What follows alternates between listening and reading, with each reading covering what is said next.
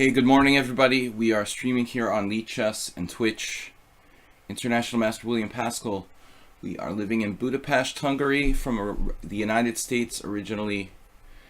Most of you guys who are here at 10 a.m. as I start the stream know who I am already. You're regulars. We've got challenges from Troll in a Roll, Arsenal Fan, and Lousy Dirty Cheater. 3 players who have played me quite a bit.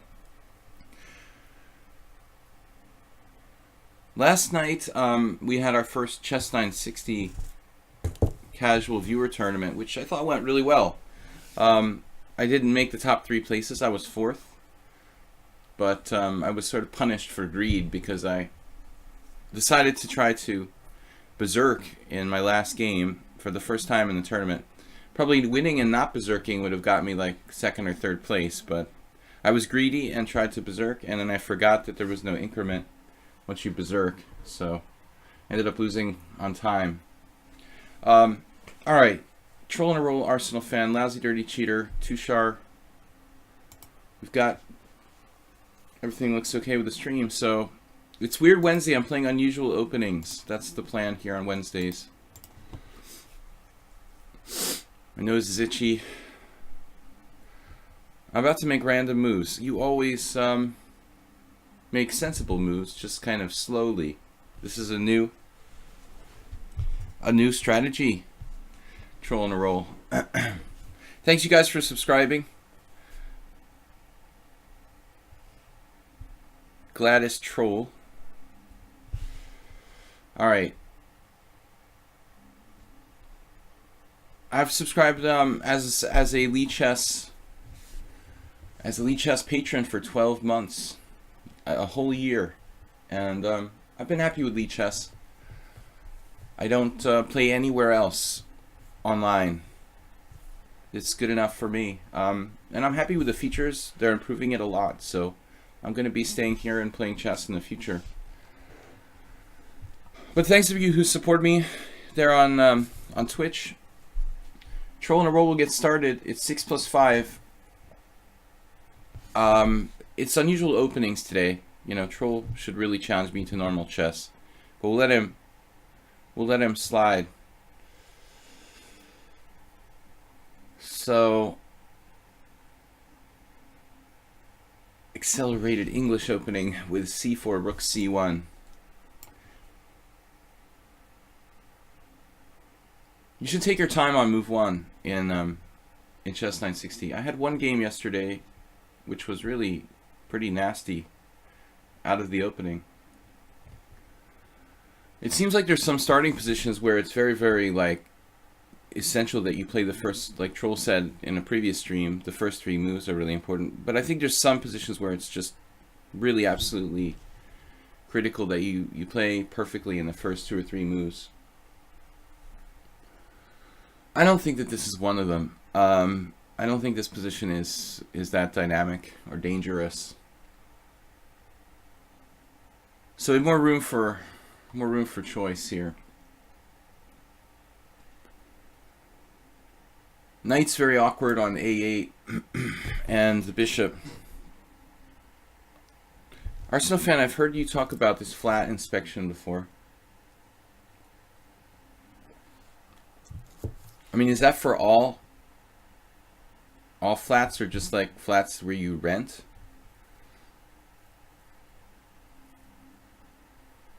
D4.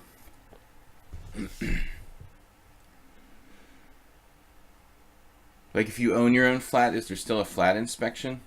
Is it just like it's like a fire inspection kind of thing, safety inspection kind of thing? We don't have that in the United States, and obviously they don't have it in Hungary. They do come to inspect the chimney in this country, which is kind of weird. Alright.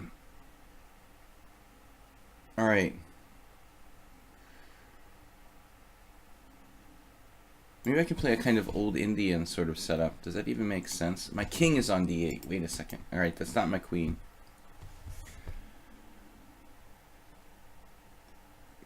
How am I going to figure out how to develop my pieces here? Yeah, maybe knight f6 actually. We'll try to play h6, bishop h7. An invasion of privacy. Has anyone played human fall flat?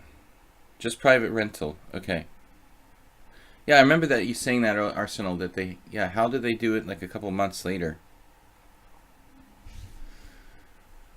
That seems strange. Like it would be something that would be done once a year. I remember you mentioning it, like not that far long ago. Invasion of privacy.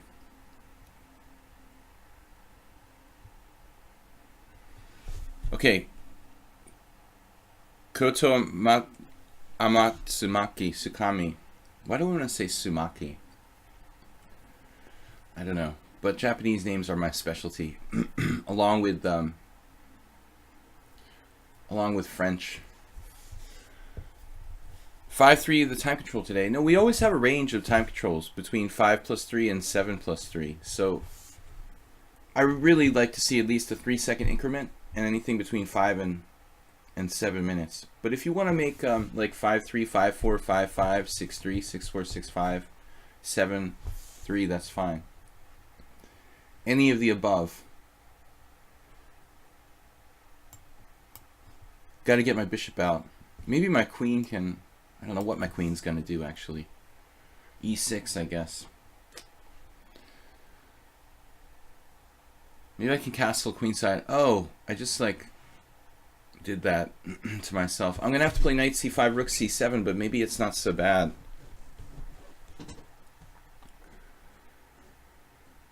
I didn't even think about it.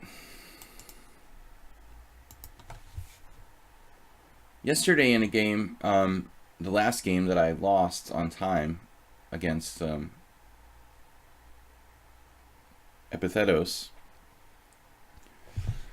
he had a position in chess 960 where he could have defended a pawn with the king, like going king c7, and instead I thought he made a mistake.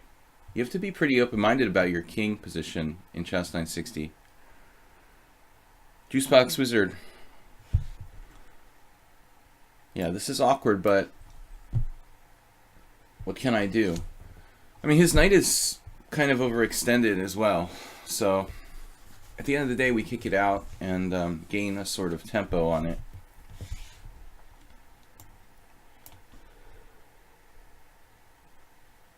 We still retain our right to castle.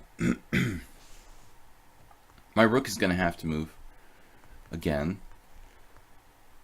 There's also this, well, queen e1, something like that would make sense. Troll said he was going to make random moves, but I don't see anything really random here. If I wrote 5+5, I was, yeah, sorry about that. Just a typo.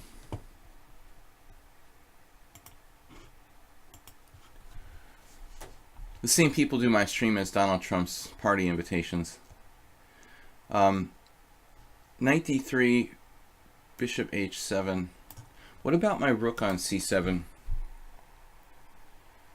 No, it's got to go. I don't know whether I want to put it on d7 or c8 though. I was starting to think maybe my queen can crawl out here with queen e8, queen d7.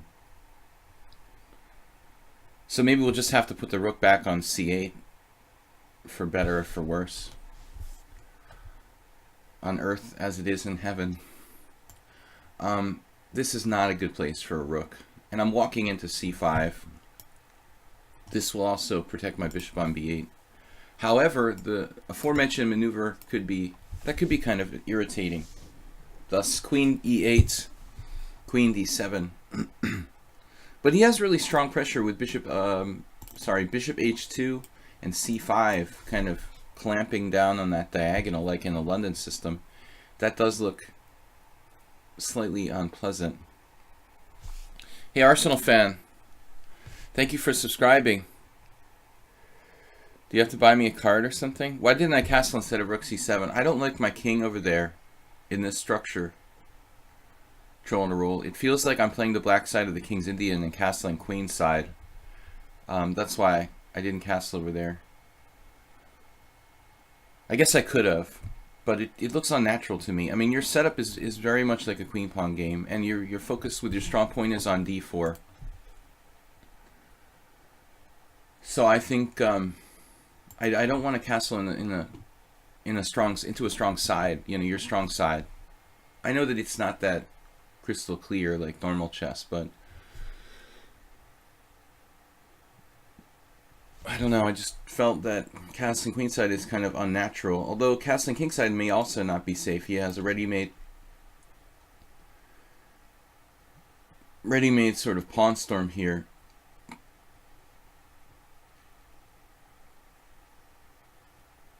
I've been like delaying moving my a8 knight, but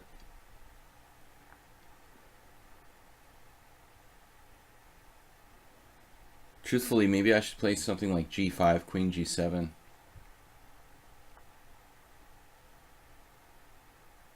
But I am going to have a problem with queen e1, queen b4.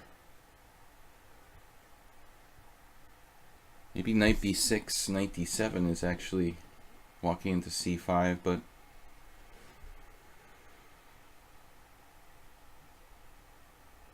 this is just really unnatural for black. I don't know what to do. My pieces are all clustered and cluttered. Cluttered is a better word. Maybe clustered too.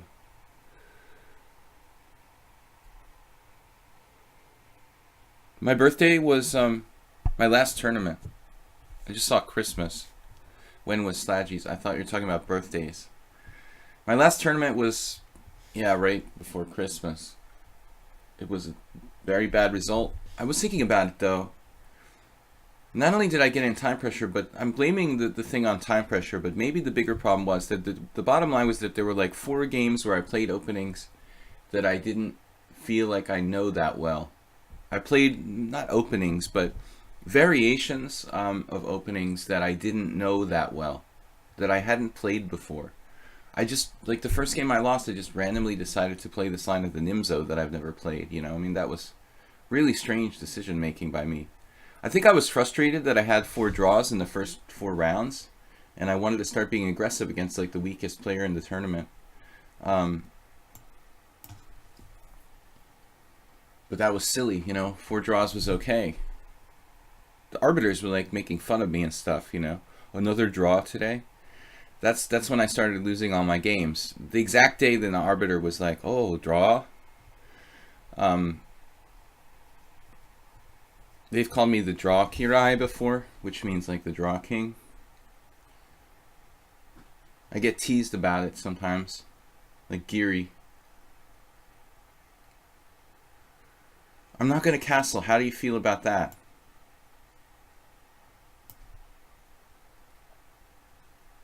Knight c5.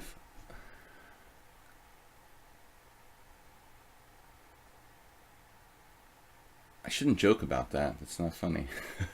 I don't think he can sacrifice a piece, but actually he can. It's a good thing I have bishop takes d3. Man, you had knight c5. Is my queen just trapped? Troll needs to play more tactically. I mean, this is ridiculous. If you go here, you have a raging attack for 2 pawns. Knight c5, pawn takes c5, knight takes c5, queen e8, only move. Knight takes b7 check, king d7. I'll take white there, thank you. Not a safe position for black. Troll just doesn't calculate. You're playing chess, but you don't calculate, Troll.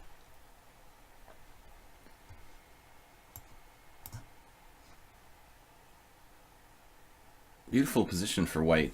I always say that he plays the opening extremely well in chess 960. Arsenal fan I know here from my stream. Hey Spinal Tap, what's up? Yeah, the stupid arbiter made me start to go on tilt in my last tournament, making fun of my draws. He like jinxed me. Immediately I like lose 4 games in a row when the guy makes a comment about the draws.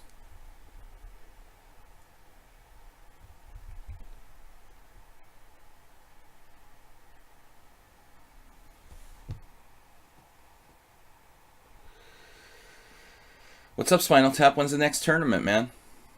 Have you been playing at all? Any like local tournaments? Liberty Bell Open, something like that? What do you got? What do you got going on?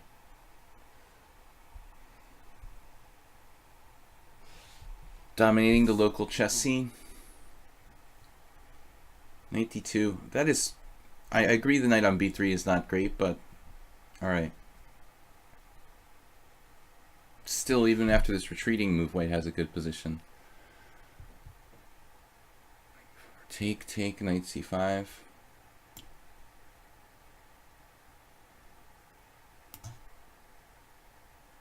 If I could trade a set of pieces, I feel like I can breathe a little bit. My other plan was knight e8, which is probably not bad. Crawling around on my back rank. Need to enter Tata Steel with the draws become wins, apparently. You mean... no respect for Giri. I mean, there's a lot of games that were... Yeah, I've noticed this a lot, though. I think it's due to the time control. It just seems like there's an awful lot of games that these top players are winning that are like in drawn endgames and stuff. I'm pretty sure that it really has to be connected to the time control. You know, they just don't... They don't have that much time to play the endgame accurately. And it seems like a lot of people are losing. Like, Matlakov against Giri was like a drawn ending, and he lost. I thought there was another. Hui Fan specializes in losing drawn endings. Kramnik and Giri specialize in winning them. I feel like you're playing very passively in this game. Well, I was like forced because of Chess 960 opening, you know. I feel like some of the starting positions are really like...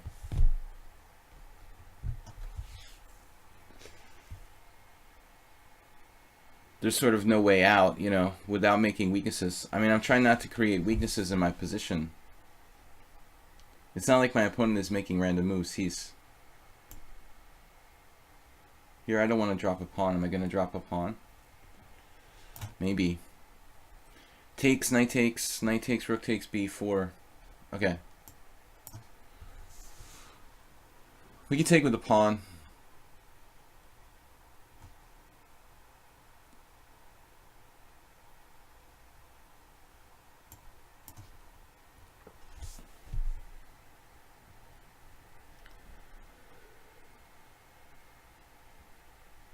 I just feel like I inherited a passive position from the get-go.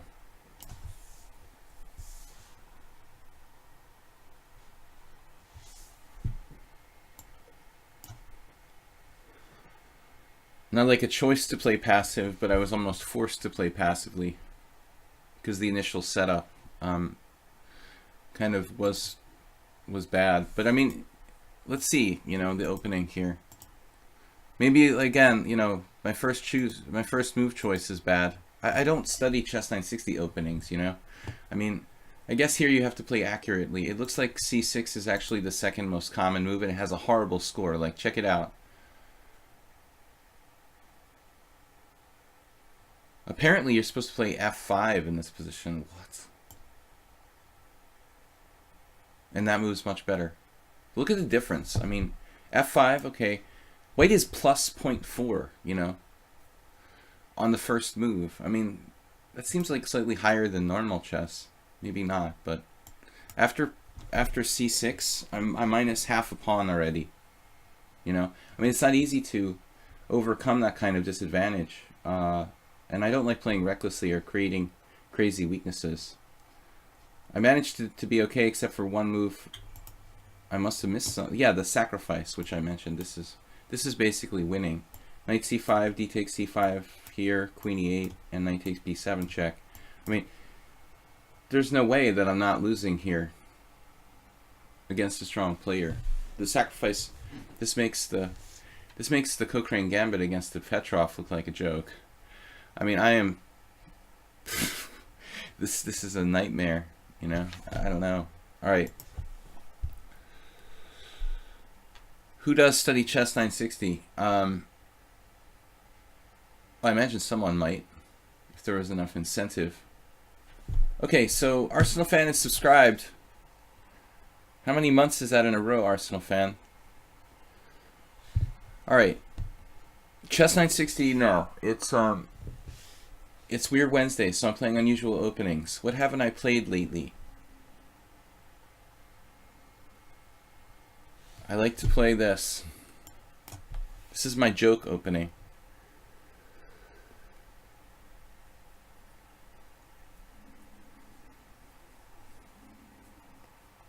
I'm up a piece there, Govan Kurt. That was a piece sacrifice that Troll could have done, but it's extremely strong. I call this the 3 a.m. variation because that's when I thought of it. Laying in bed one night. I've actually played this in a rapid game against Savely Golubov and Drew, and I played it against the FIDE master Fair Adam in a slow game, and that was also a draw. So we have two rated tournament games with this opening. Knight c3 looks pretty good.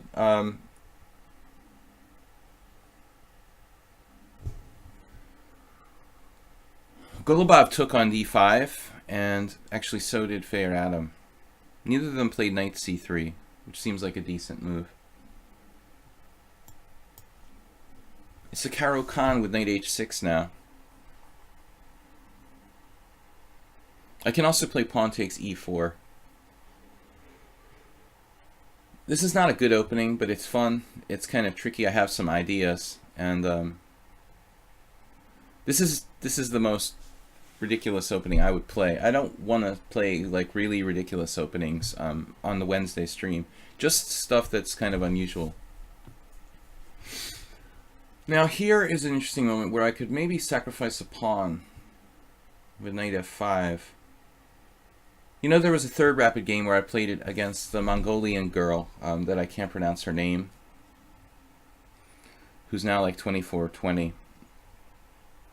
And I lost to her. So we played it 3 times, 2 rapid and 1 regular, 1 loss and 2 draws. I was expunging that loss from my mind, but it was a very bad and kind of unfair.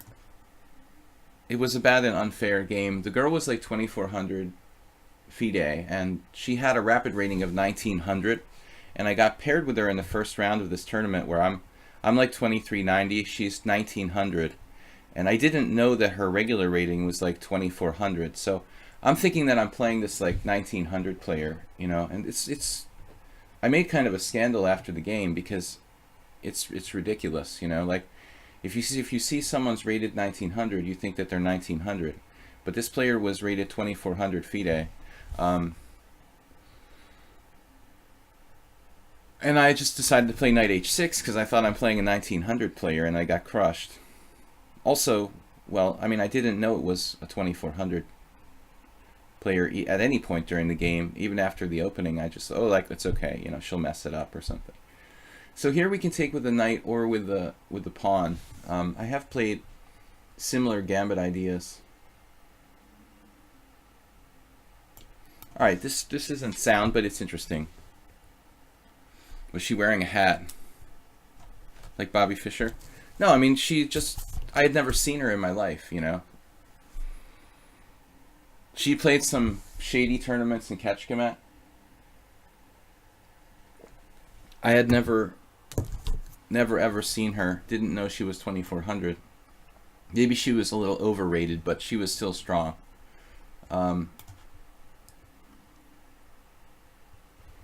But there's no way in the world that anybody, and this is my main point, there's no way in the world that anybody should be 1900 rapid and like 2400 regular rating. That situation should not exist. So if you are, you know, FIDE, you have to do something to correct that situation. Here, Arsenal fan is playing extremely incisively.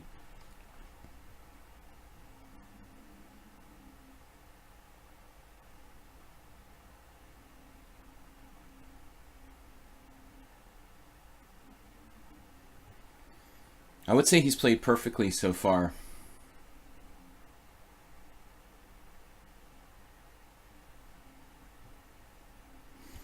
Okay, I have to play knight g6.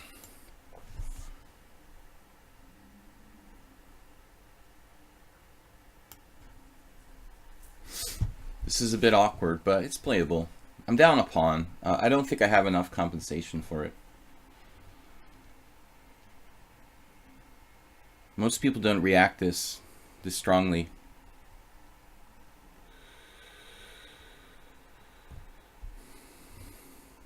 But I mean, FIDE has to do something about that. I mean, someone like hasn't played a rapid game in 3 years, and then like their regular rating goes up to 2400.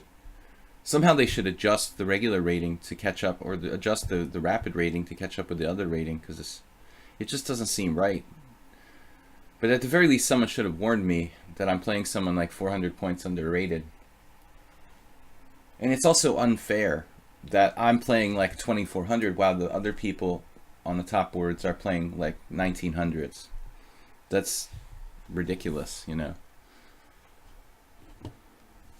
All right. That's enough venting about that. I need to get my pieces developed here.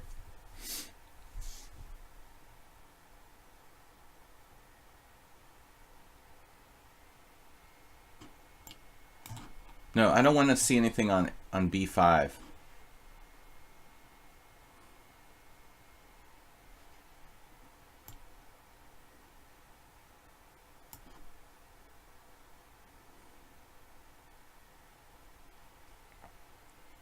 Don't try this at home. Not a sound opening, and I wouldn't play it. I probably wouldn't play it again in a long time control.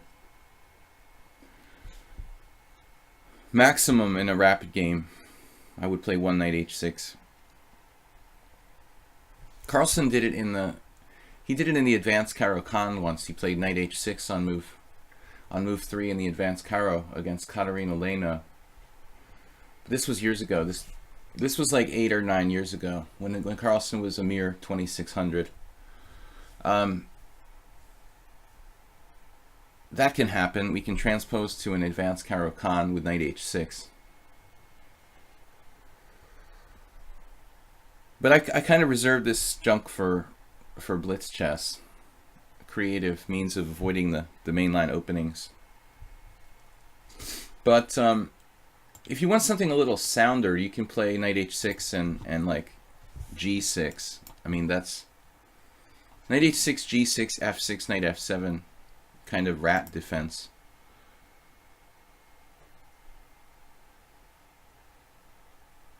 Bishop c4 feels very incisive.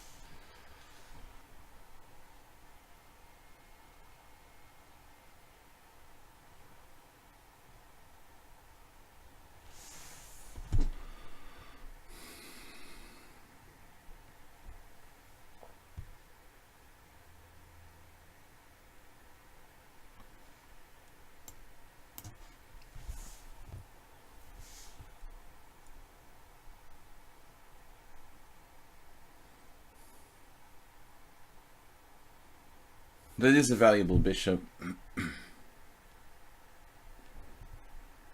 Now the question is, can I play b5? Do I want to play b5?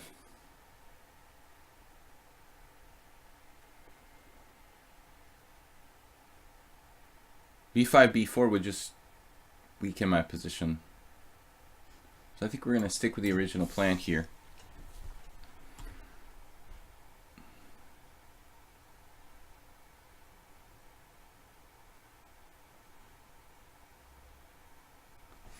Change the game.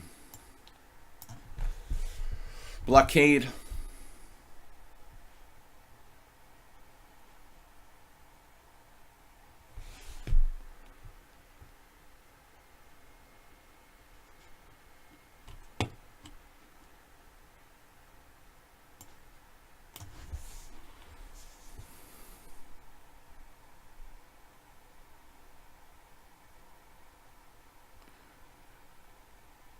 Pawn down, we have a little bit of compensation, but not really enough objectively. We've created a slight weakness in his doubled pawns, weakness in his the integrity of his pawn structure. I don't think that's objectively a really big deal or anything. H6, and I'll just make sure I don't get back rank mated. A4 with the idea of rook A3. He could do that. He could play takes and rook A3.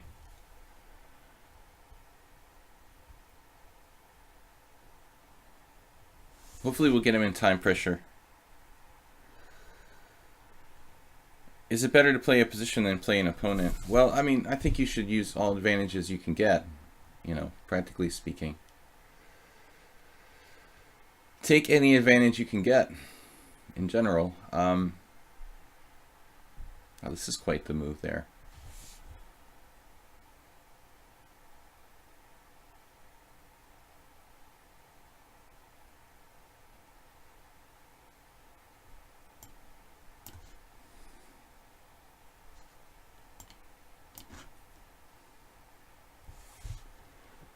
Knight d2, quite a strong prophylactic move.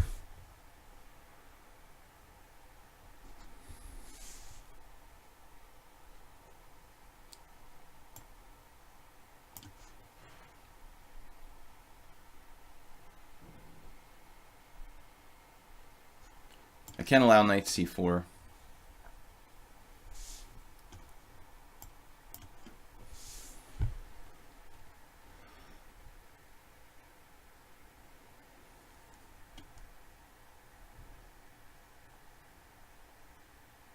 Queen e2.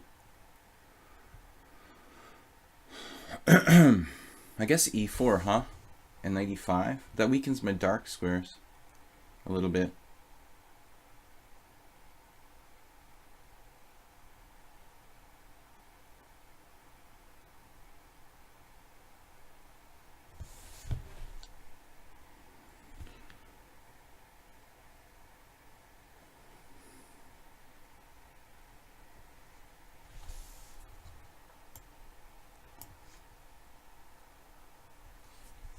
Maybe I'll play e4 finally. White is still a clear pawn up here.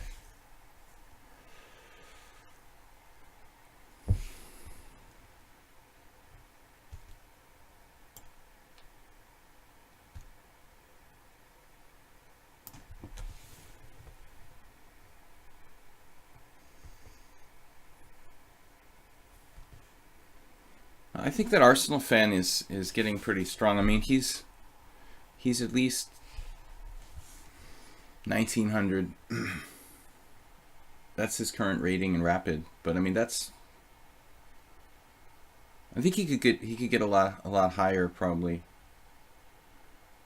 Just that since he started kind of a late starter, he seems like he's kind of inconsistent. He makes a lot of blunders and moves too fast very often. A little more self-control with the time management and stuff would go a long way. Rook takes, queen takes b2, rook b1, bishop takes c4.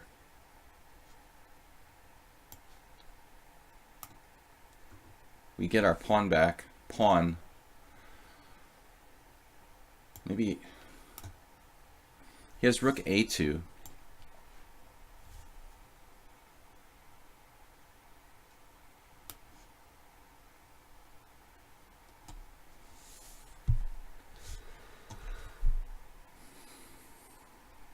Will the better structure save us?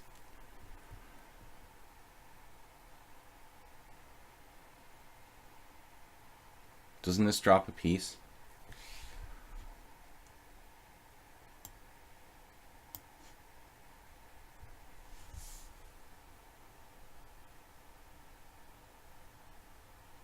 If he just settles down and takes his time more, and calculates more, I think that he could be like 2100. But he kind of makes. It seems like he makes hasty moves and then just doesn't calculate sometimes. But if he just learns to, what's the word I'm looking for? to be a little more controlled somehow.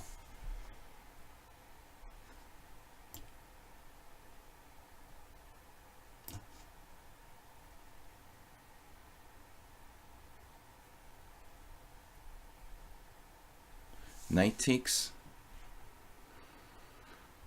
or rook takes. They both look good. Maybe rook takes is more direct. But this is kind of anticlimactic. I mean, I was considering like being lucky if I can just hold on. Now I'm up a piece.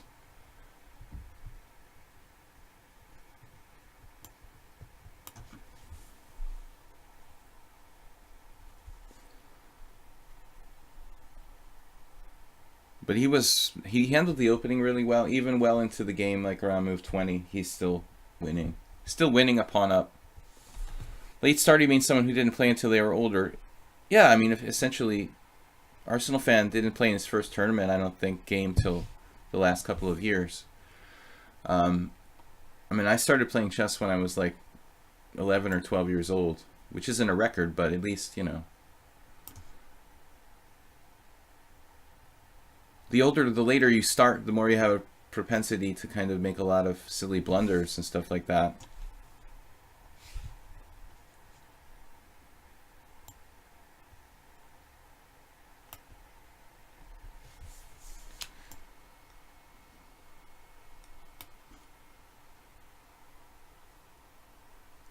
Come out with your hands up.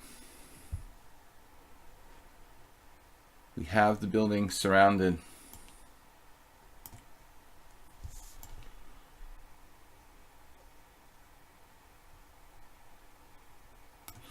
Alright, but if you check out the opening, he handled this really well. He refuted it.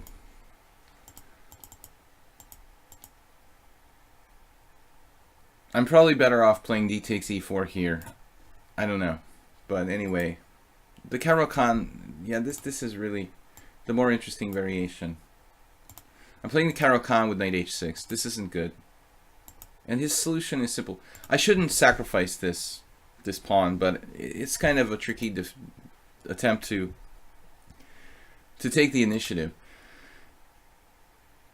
I think I've actually played like b takes c in these kind of positions too. This is how I lost to the Mongolian 2400. Something like that, I think. The truth is I could take with the queen here, but trading queens seems like a bad thing to do when you're down a pawn. So anyway, it's a pretty sketchy line. I don't want to do that in a long game. But anyways, like later on, he's up his pawn. He's up his clear pawn. The computer gives him a dubious for a4. I think that's pretty lame, you know. I mean, a4 is a fine move. This was a strong move too, I thought. Knight fd2, preparing what happened in the game to try to get control of d6. So up until this point, I thought he played excellently.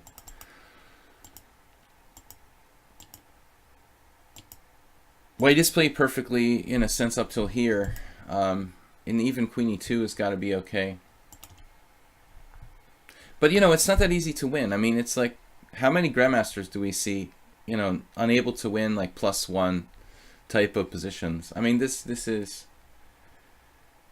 If we saw this in Tata, if this was the position, there's no guarantee that like one grandmaster is going to beat another one when the advantage is like 1 point something. You know, all the time they fail to win such positions. But objectively, black is really fighting for a draw here.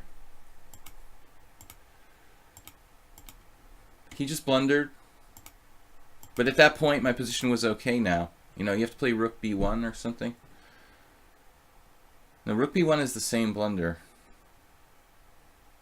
You have to find a very careful move here, and it's equal. All right. Next is Juicebox Wizard. Our only other subscriber challenge right now. But a good opening by Arsenal. The good news is you played the opening stage well. The bad news, I mean, a lot of people don't react well when I play knight h6. They'll do something stupid.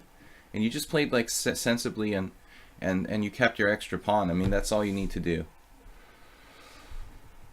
Okay, Unusual Openings. Juicebox Wizard plays really strange stuff, so I guess I can rely on him to do it for me. Can I challenge again?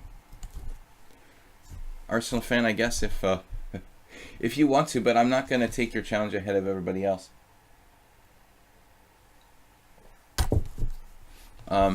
Second challenge isn't free. Alright, e4, c5.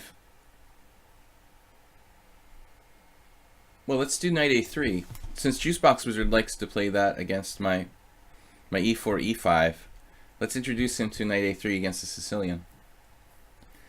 This is a real line. I also played this on a couple of occasions. It was played against me by some guy in the US Open once. Maybe I only played it once, actually, in a tournament game against Jozo Pataki. That was... I think both my games with white and black were draws.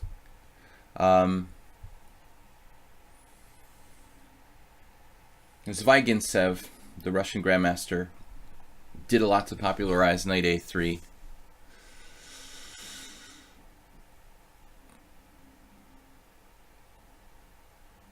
e4, d5. Arsenal fan, I just mean, I'm not going to take your challenge. Like, yeah. Multiple challenges from subscribers, you know, ahead of all the other guys. But if we have enough time, I would take another challenge. If you just want to be in the normal queue, that's fine. d5 is a move that I didn't play, and I guess we could transpose to the c3 Sicilians. Some kind of accelerated Sveshnikov played that against me. I guess here I have to take on d5, pretty much. You could play e5. It's pretty crappy though. Yevgeny Sveshnikov versus me. No, there was the e6. I guess my game against Sveshnikov would be e6, c3, c3, e6, and I lost that line against the old man. Queen takes d5. That was years ago though. He wasn't that old then. It was like back in '95. But I'm not sure that c3 has to be played. Although it's not bad. I've also seen like bishop b5 check maybe. The bishop b5 check, bishop d7 looks very solid for black. Perhaps just knight f3.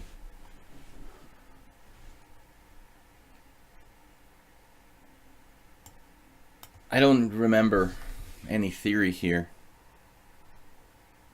We know when you're annoyed. God, I hate when I lose to those tricky titled players. But you don't take your time often. I know that I'm like a broken record, but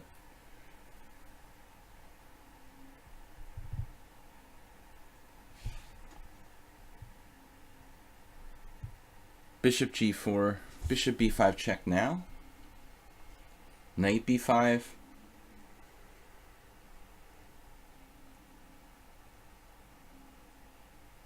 I feel like I have to play bishop e2. I just wish there was something more dynamic.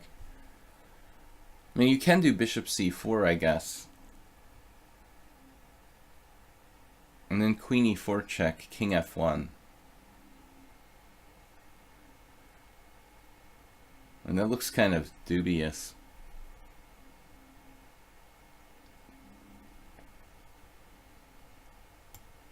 To be honest, bishop c4, bishop takes f3. I mean, queen e4 check, king f1, bishop takes f3 looks dubious.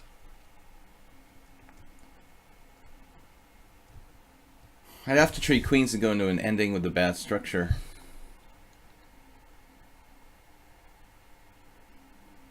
This looks like a kind of lame c3 Sicilian for me now.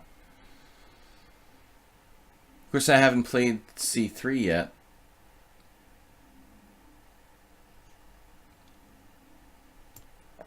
I'm just going to end up playing like the reverse Philidor, basically.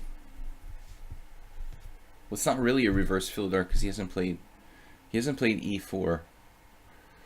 It's just a weird kind of old Indian attack. Hey, Soltigo, what's up, man? You had a phone call. Yeah, that's not good. Distractions are definitely problematic. Playing the Philidor attack. It's awesome.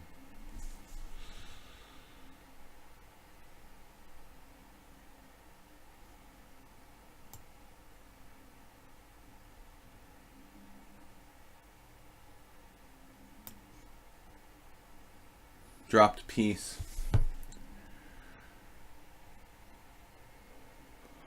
Nothing special. It's probably equal. Juicebox Wizard has played the opening, and he continues to play the opening very, very well, very incisively.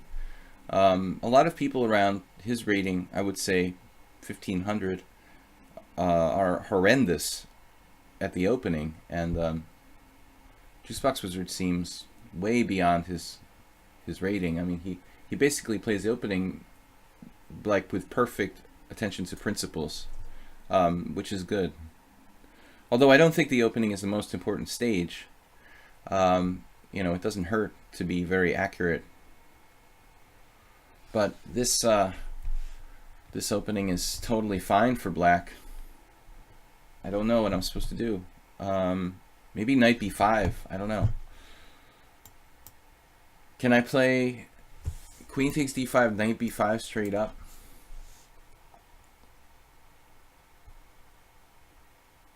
Then black plays queen d8, you know? I really have to know what I'm doing to get any kind of edge, or to attempt to get an edge.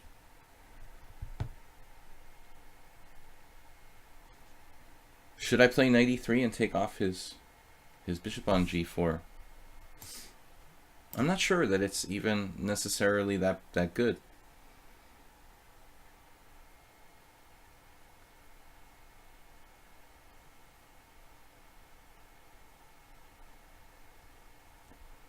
A bishop is a bishop, but black has good control of d4. That compensates for the bishop pair. The Latvian Gambit, okay. And we'll try to play a Latvian Gambit if I can get it. Okay, now here, well, what's he going to do?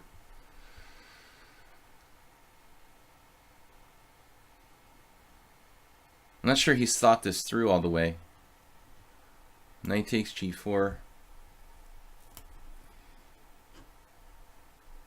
I just play h3.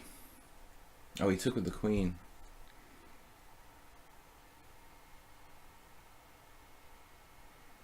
So I have knight e5, queen e4, knight takes c6, queen takes c6, bishop f3, queen c7 with a slight advantage to white.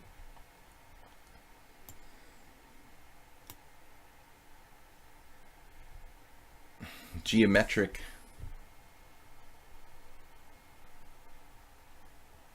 But I have a very strong white squared bishop, and he no longer has knights coming into d4, which is really important. Objectively, white has only an infinitesimal advantage here. Maybe some endgames where I'm better because of the bishop pair. It's a terrible move, queen d4, though.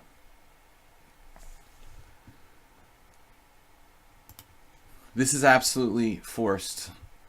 I think queen e4.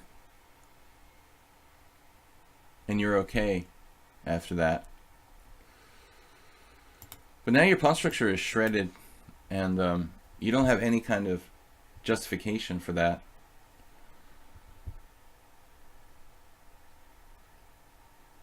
Maybe it's not that easy for me to win, but it's a thankless pawn structure for black, really.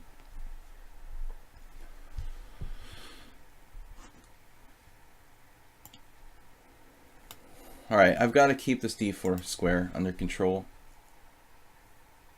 and then pursue the white squares. He has knight d5 though, Anytime I try to play like bishop f3 or something of that sort. He's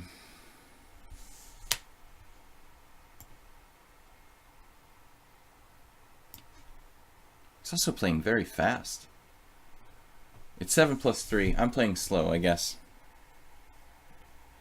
I think he's underrated, man. I mean, he's played multiple games against me. He's lost them all, but multiple games against me where he seems pretty strong. I mean, I don't think that his rating is justified. You know, I think he's more like 1800. By judging by the way he's played against me, you know. He's got 1200 blitz. I mean, there's no way, you know. And 1300 classical. That's ridiculous. Maybe he has a Smurf account. I don't know. But in this account, his rating is really, really low. He's far from perfect, but I mean, he's better than that. 1700, I would say. In reality.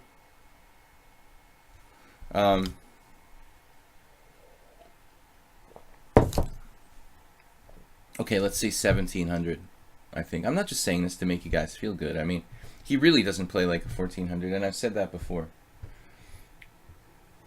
Nefedov, we've got a whole crew of underrated players. Who was it yesterday? Oh, Clash Kid won the Chess 960 tournament last night ahead of a host of 2100 types, even though his rating, and he like had no Chess 960 games. Clash Kid, Nefedov, Juicebox Wizard. A lot of our subscribers are underrated, but they're very serious about their games, you know. I mean, if you're gonna care enough to subscribe to my channel and support the stream. Okay, now, you know, this is a moment where we see, I think, another player who, you know, inexperience causes us to kind of freak out sometimes. King d7 is a really extreme move. You know, that looks, it looks impractical is what it looks like. It looks extremely dangerous. If I start opening the position,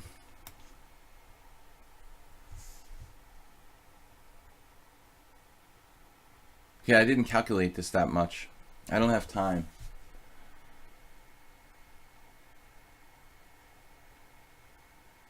Bishop f3 or rook d1.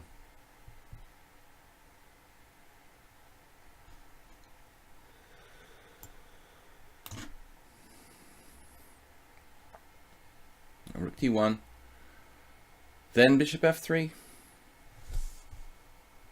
Then he doesn't have queen b5. Actually, he wouldn't have had queen b5 last move. I forgot about okay, it looks like he's going to drop a piece here. If we can get Juicebox Wizard to not play moves like king d7, he would be 1700 at least.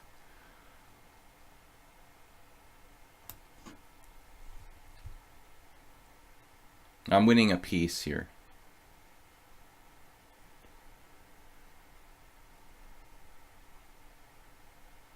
But sometimes people are just nervous because they're playing on the stream, and you can't really hold them to judge them by what they do. While like a lot of people are watching them, you know, I mean, there's all these people watching you. You can get nervous because of that. You know, it's not like it's a tournament game where you're just nobody's watching and you're playing heads up with somebody. So I think that people do, you know, not everyone, but some people get kind of nervous and make crazy blunders. But king d7 was an outlier. I mean, normally he doesn't play ridiculous moves like, and I really like the way he plays the opening in general.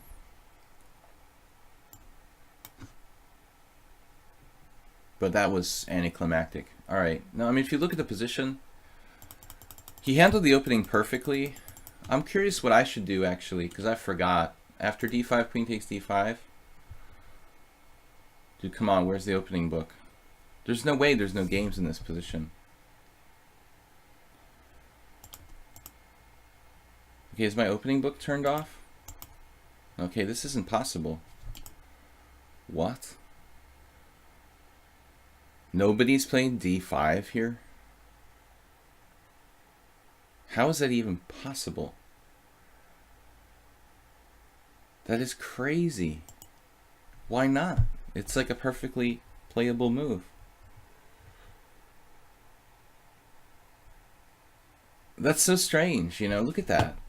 I mean, maybe it's riskier than other continuations a little bit, but that's unbelievable.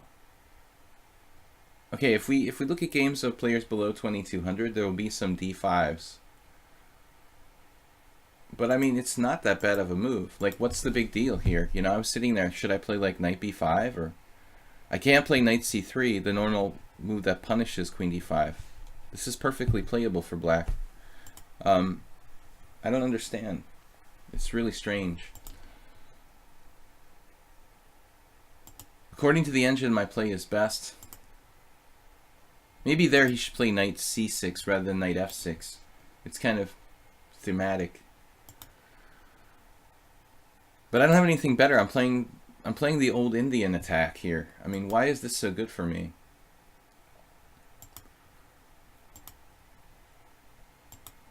What happened? I'm not sure that knight e3 is even a great move. You should just play a natural retreat.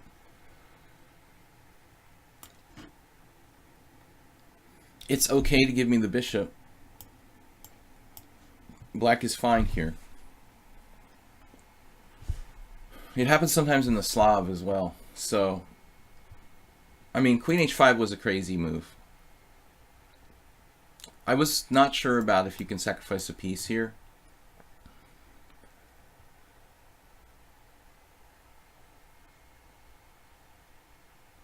I was lazy to calculate this, so I was like, all right, we'll play it safe and just take his knight, you know, take his bishop. But maybe the other move is stronger, because after this, he has queen e4, and still black is fine. Knight takes c6, queen takes c6, and it's just a tiny bit better for white. But anyway, that's weird. I mean, not a single game in a perfectly playable line for black. I'm shocked by the fact that no masters have played d5. There's no refutation at all for that. Okay, I assumed it was a line. I just never looked at it. But 0 games. That's striking. Okay, we're playing Unusual Openings today. Your time is up, Soltigo. All right, man. Have a great time recovering. Soltigo is in the hospital. He's getting over an operation, so everybody wish him the best. Unusual Openings today. What did we get? All right, let's play e4 again.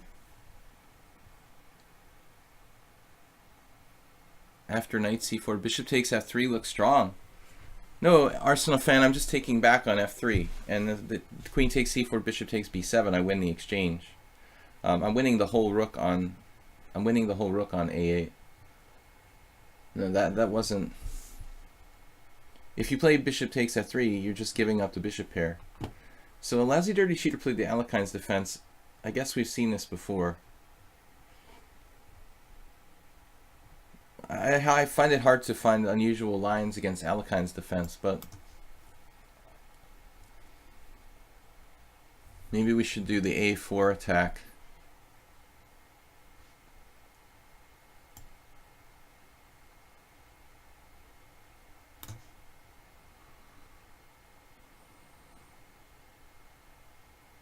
This a4 idea, I have seen from time to time. It's kind of interesting. I don't know anything about it except for the fact that I lost to this guy Yefim Traeger once.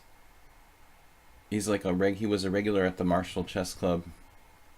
One of my rare Alekhines defense games with black. He caught me in this line. I mean, it was a crazy game. I'm not sure what was going on, but he probably just knew the line better than me. d3, yeah, but that's not a very exciting line. Apes Reals, amazing. Good morning. Guys, we're streaming till a little bit after 12, probably around 12:20 today. I want to leave a little bit early.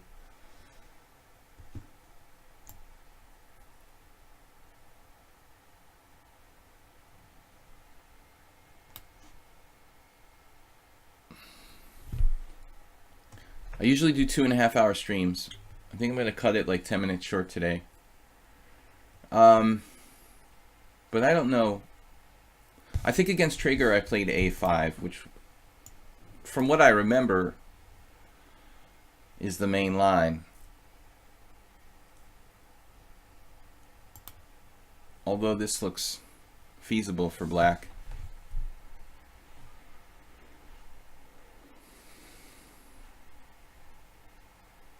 Tushar, well, you seem pretty reasonable. I mean, I haven't played really enough games against you to say, but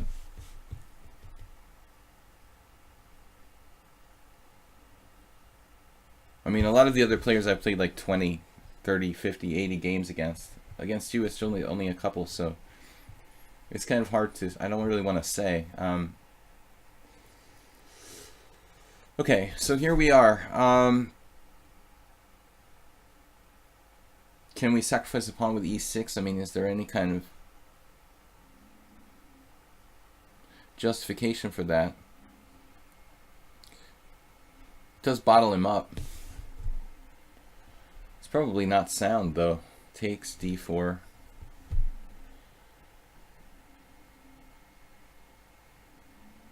It almost makes you want to like trap his rook on a8 with some kind of queen f3 with like a6 here. But I don't see how that works.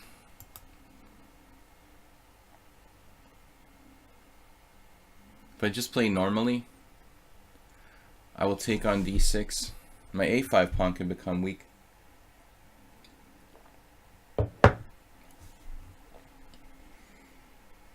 Takes. e6, pawn takes pawn. Something like d4.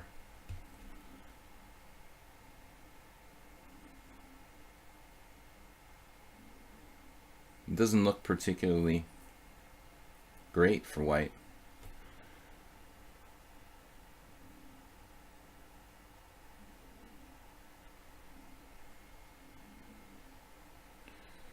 e6, pawn takes pawn, d4.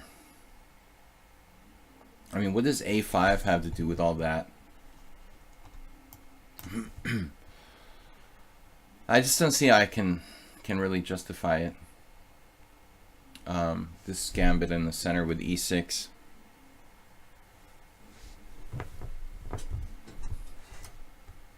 Hey Blue Crow, what's up?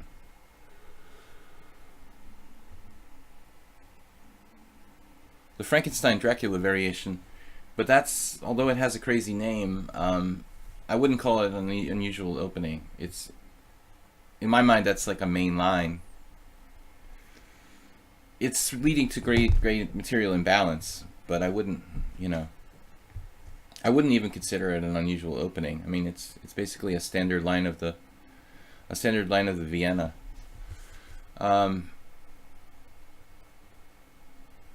Very important variation theoretically.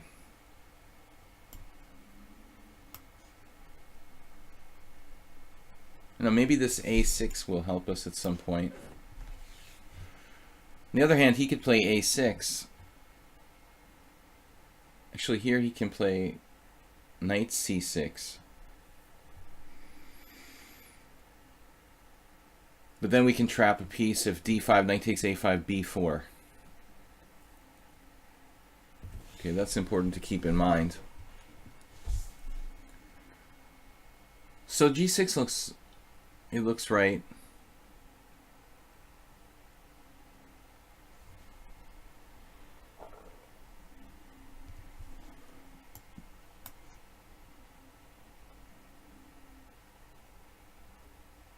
I just can't justify an h-pawn attack here with my a-pawn on a5. Fortunately his knights are kind of bunched up and he doesn't have any kind of bishop g4 ideas pinning my knight on f3, which is very standard. Okay, so knight c3 now. I guess I'm slightly concerned about that type of thing. So maybe we should go bishop here.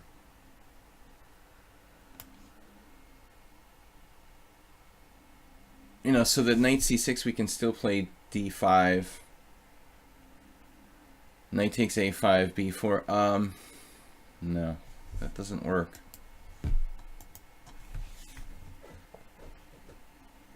Well, anyway, he still can't play knight a5, can he? I don't know. I'm a little concerned about losing my a pawn, as you can see. Okay, queen d2, knight c6.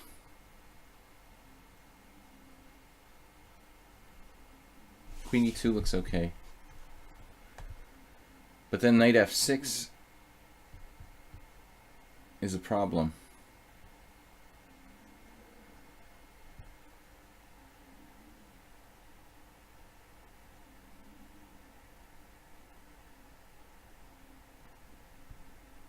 How about knight d2? Strange and unnatural deployment.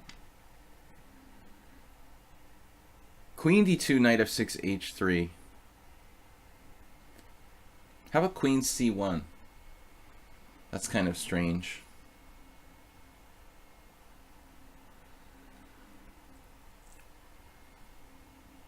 Alright, screw it.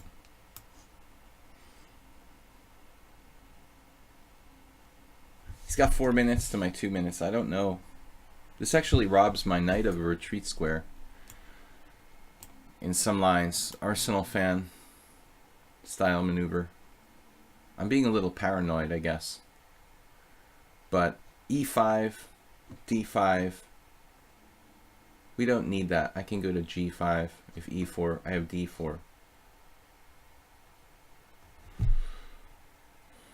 This queen is also going to get forked by knight c5 a lot. I don't know about this. Maybe I have to play like rook a3 at some point, and I'll have coverage of b3.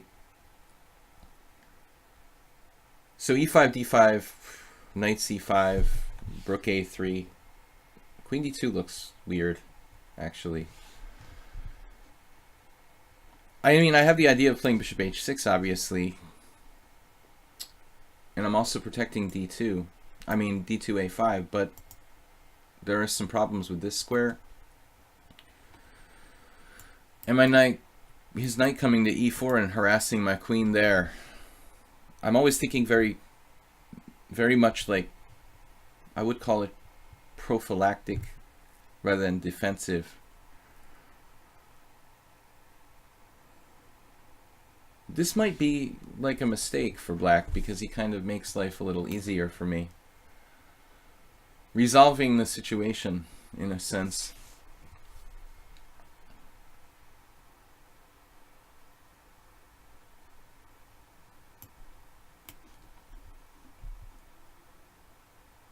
Now this pawn can come under pressure.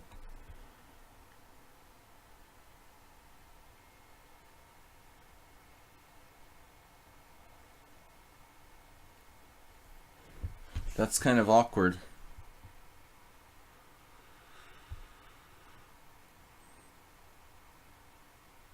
I'll play knight a3 if I have to, I guess.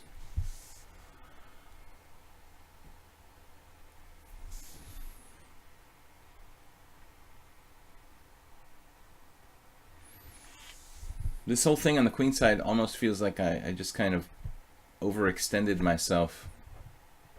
I've never actually played the system with a4. I only lost to it with black once. I never actually played it with white. I'm not sure I would play it.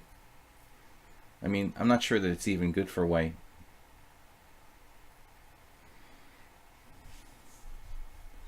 So Tushar is unrated in official chess.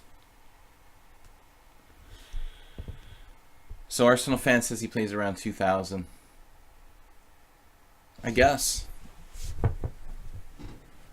Though the last game Tushar played against me, he got in trouble in a strategic Nimzo.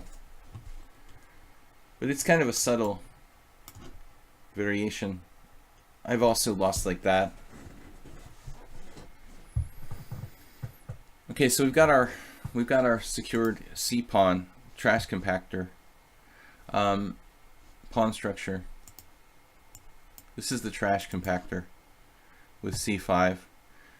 Common pawn structure in Alekhine's defense and Najdorf.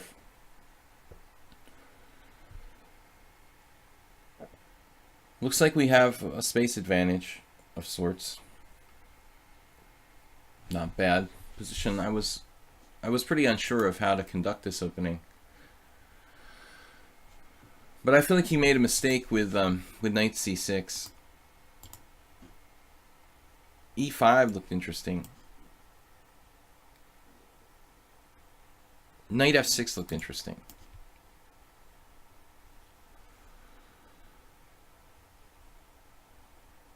For example, knight f6, knight c3, then knight c6. Lousy dirty cheater. I mean, if you play the slightly different move order, you might have knight a5 at the end of the day in a more, dangerous position.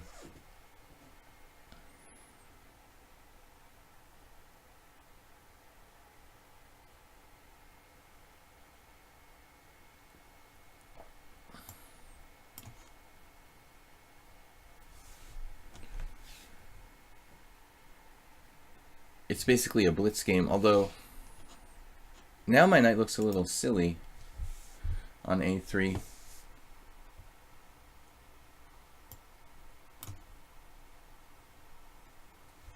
I'm not sure about bishop f5. I guess it's not a bad move, though.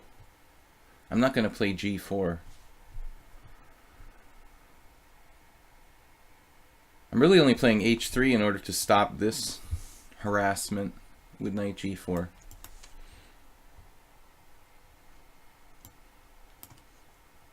But I thought, honestly, maybe he should have considered e6. Now he'll lose a piece if he does that. He's trying some kind of classic sacrifice on h3, but I'm winning a piece now. This gets trapped a lot in the King's Indian. This is no different. Like in the same-ish King's Indian, his knight is trapped. Let's check out the opening, though.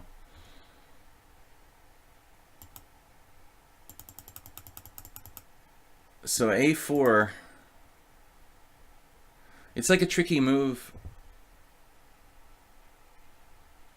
Nobody good has a game here.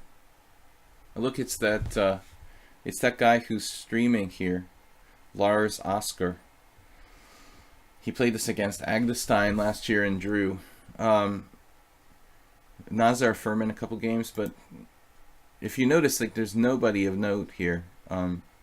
That's the highest rated player who's played this stuff, Nazar Furman.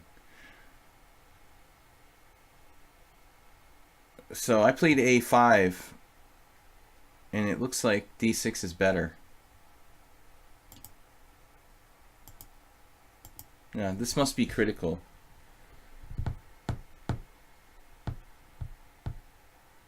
I was tempted to do this pawn sacrifice, but I'm telling you that it's not. I don't think this is sound, man. I don't understand, like, where our compensation is, to be honest. Oleksienko, is that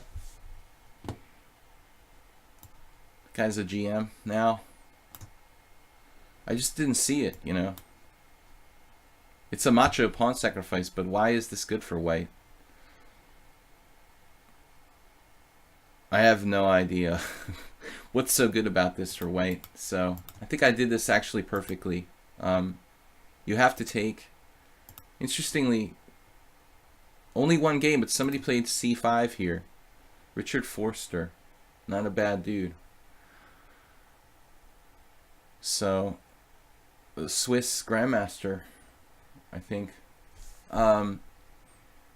That's interesting pawn sacrifice.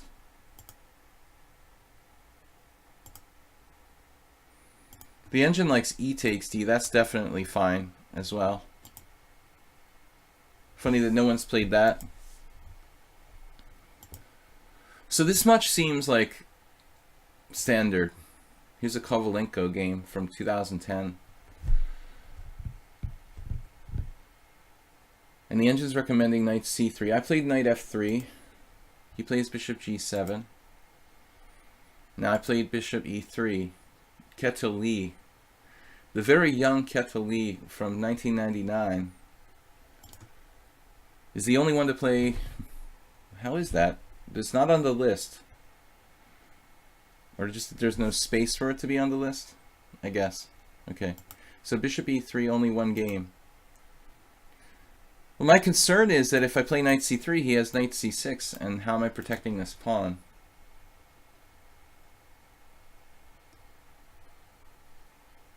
Rook a3.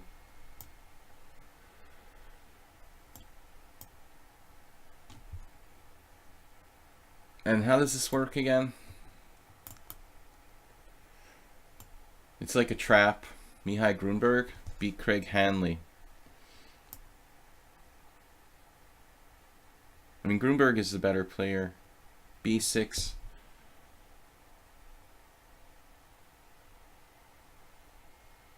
But there could be tactics along the c file as well. But maybe this is good for white. So, okay, anyways. I played bishop e3 there. It's something else. Interesting game. Alright, Arsenal fan is already played. We'll play you if we have time. I'm going to go with the challenges as I've got them. 5 plus 3.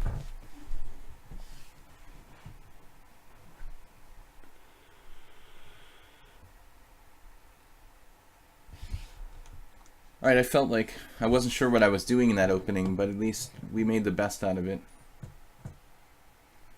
There was a Hungarian master named Kadash who died a few years ago.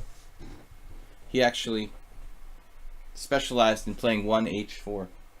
But this is not really what we're, doing here. I don't want to play like really ridiculous openings. You're welcome to do what you want, but I'm not going to play garbage moves.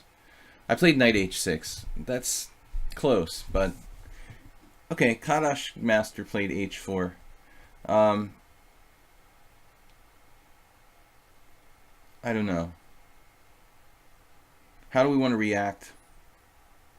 Something solid, I think. I think h4 is a little too over the edge. I play it when I'm angry a lot in blitz to try to handicap myself, but I would never recommend it as.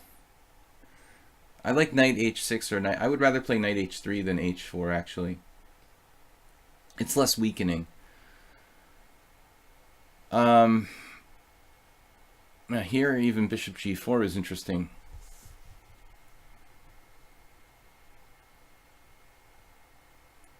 I'm not going to play anything unusual against h4. I don't think there is such a thing.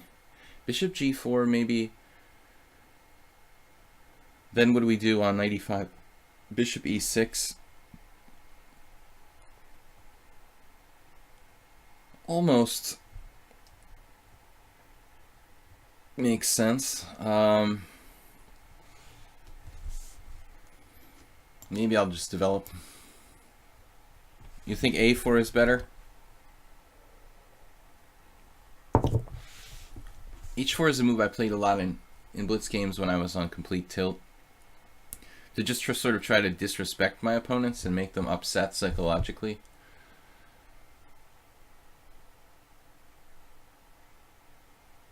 I think a London type of formation here makes some sense. If I can play h6, that will fit in and keep him off of that square. Keep him off of g5, and it should be just a weakness for white, basically.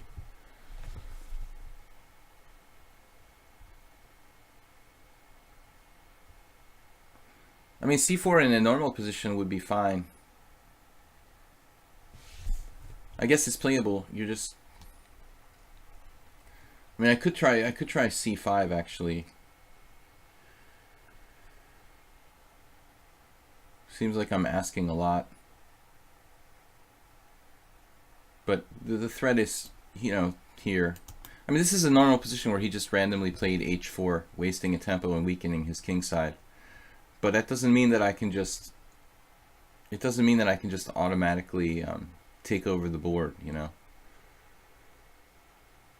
Well, What about taking on c4 here? Trying to play it like a kind of Slav. I mean, maybe that makes some sense.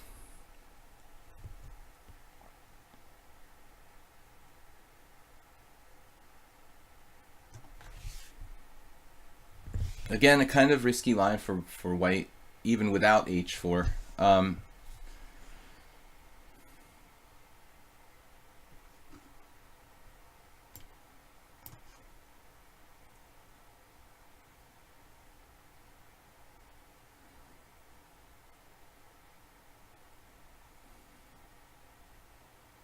Though my bishop's out on f5, I have to be careful of that.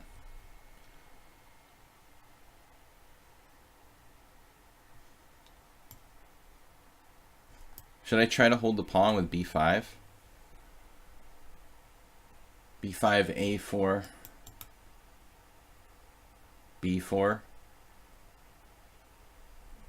It seems kind of weird.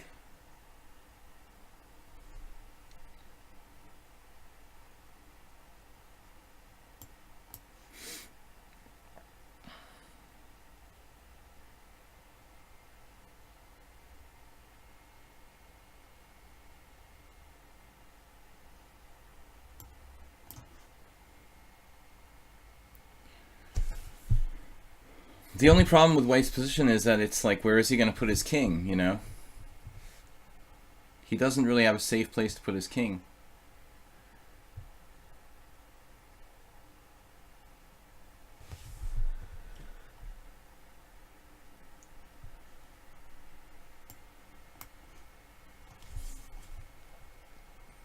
I think he's too fearless. 2200 in rapid, wow. Well, he's extremely fast.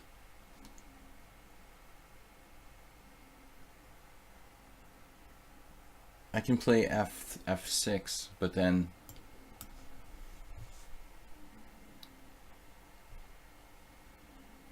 it's like a Caro Kann.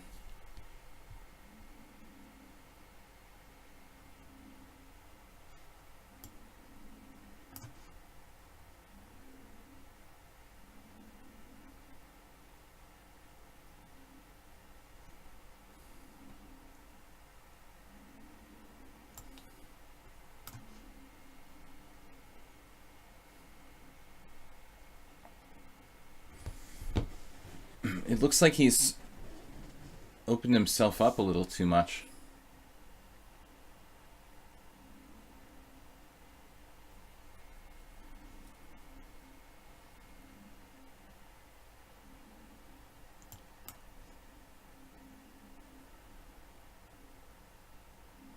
Well, again, like, I don't like white's time management.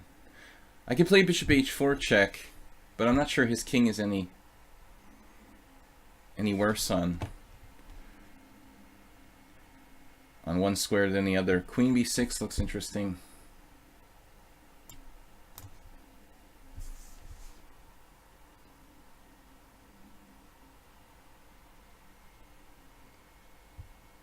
Like bishop h4 check, just misplacing my bishop to make him move his king, but truthfully, his king might be better on g2 than e1, so I'm not going to chase it for the sake of chasing it, you know? I think white is a little overextended here.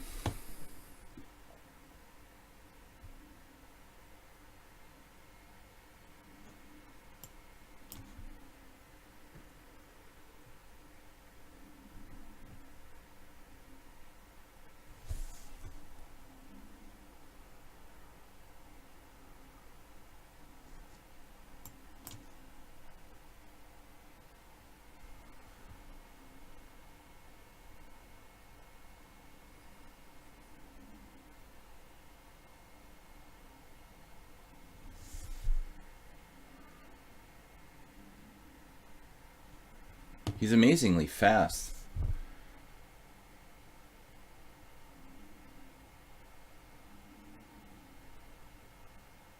But I think he's a little too brave. When Tushar plays stronger players, I think he's going to have to tone it down a little bit. You preferred rook d7. I have my ideas. He might have seen it. There was like a massive tactic for me there.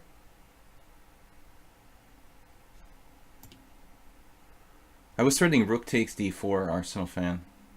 I'm not sure if it actually worked though.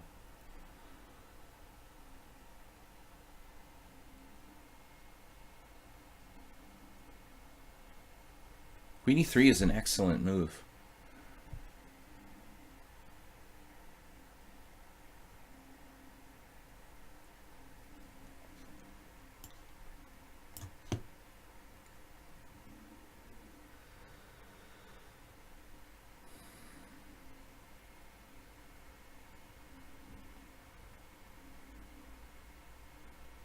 Oh my god, I'm running out of time? What?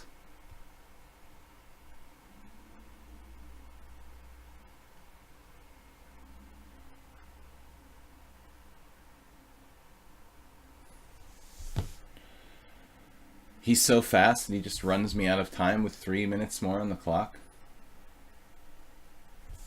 Damn, dude.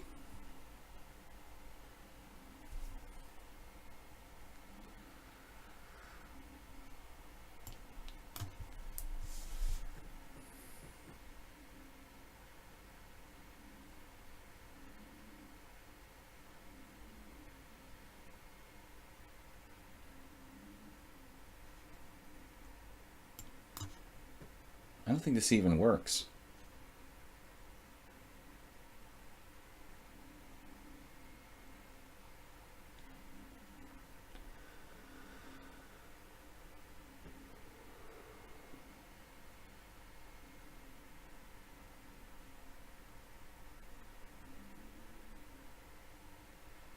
It's like perfect coordination.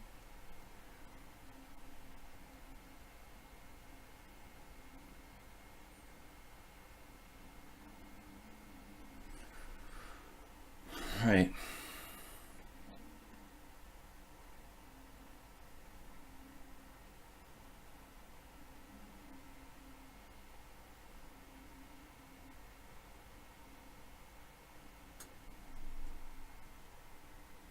I'm just like worse now. C5 is like a blunder positionally.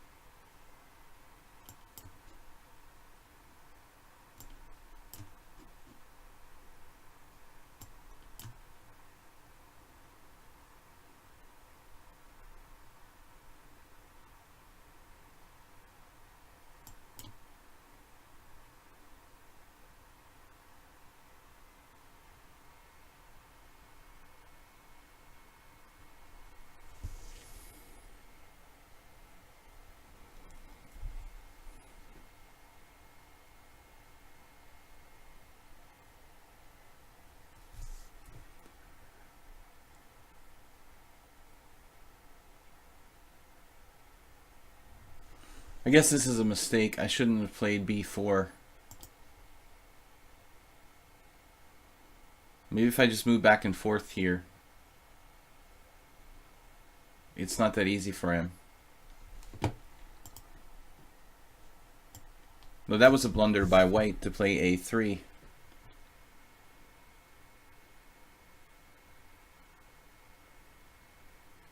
But I don't think it matters.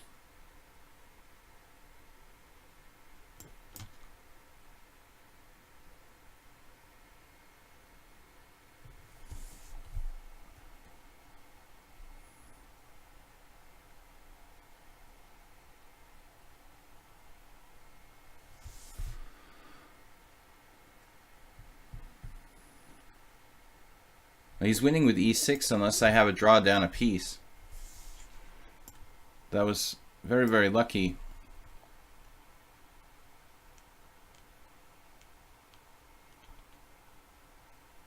Now I think it's probably a draw. But he was winning there with e6.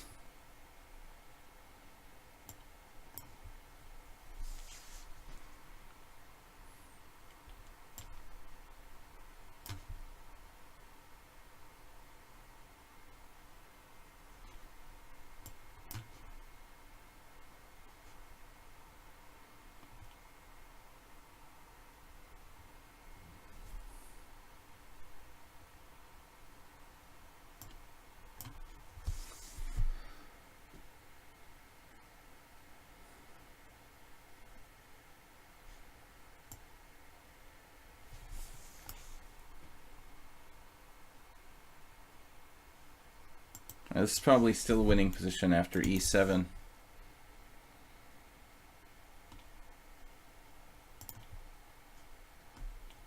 Isn't e7 winning?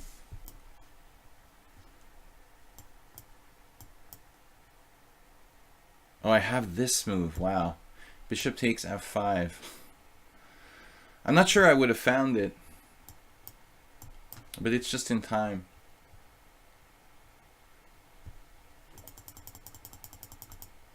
But I was absolutely lost if you had played e6 before. This just wins immediately. I mean, I have to sacrifice a piece here. I'm assuming this is winning. Let's make sure.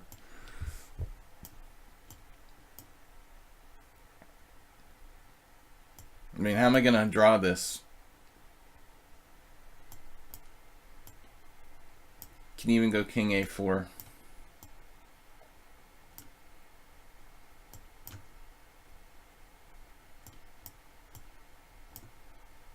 Just winning for white.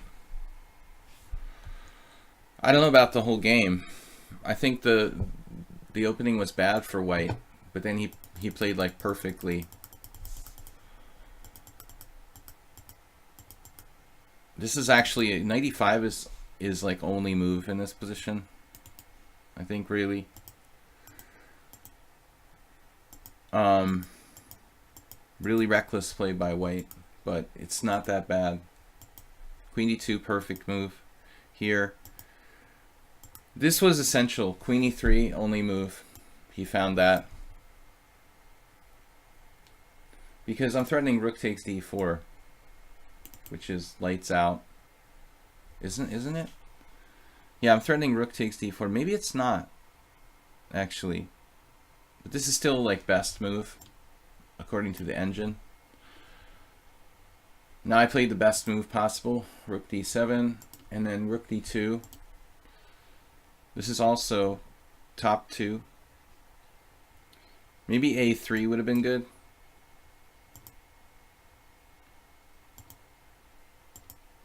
Like, everything was fine until I played c5, which was... Actually, here I had 19 seconds. He has 3 minutes left at this point. White's only used 2 minutes for the whole game. I have to find, some way to pursue my advantage here, but I don't know, like, how I can increase my advantage.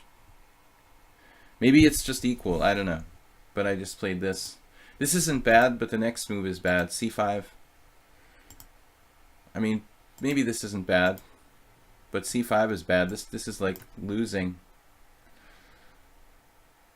It's just like losing. Like d5 and white is just winning in this position. In one move. You go from better to lost. Okay, Koto Amatsumaki.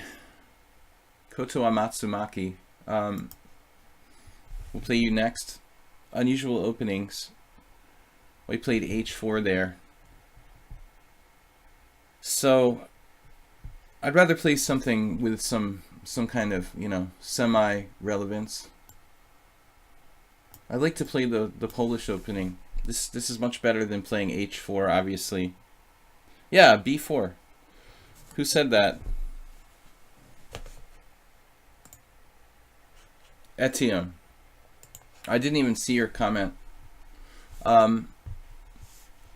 But I like a3 better than trading the pawns. Bishop b2 is like a main line. I've had this against Muleskinner a couple times recently. Yeah, draw is especially good when you've played 1h4 on the first move, which is really bad. Extremely bad move for white. It's not like you can play h4 and be equal. You're just clearly worse after playing h4. That's just a garbage move. I would rather play e4 knight h6 or any kind of piece move than playing h4. It just weakens your whole position for the rest of the game.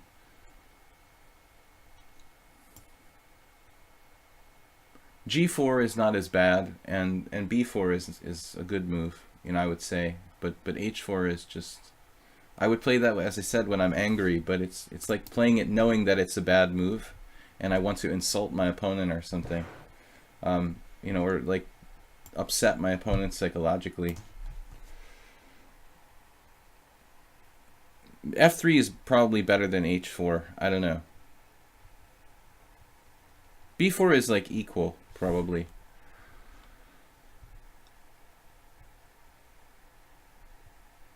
This is a solid setup by black. Pretty standard.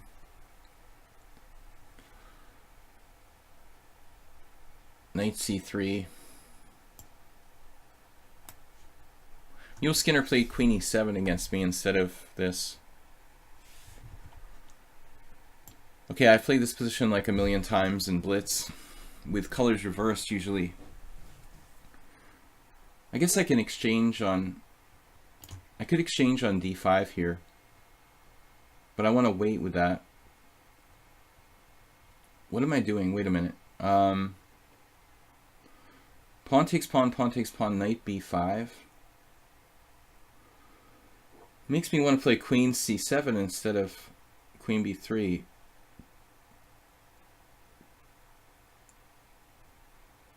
Maybe rook c1, but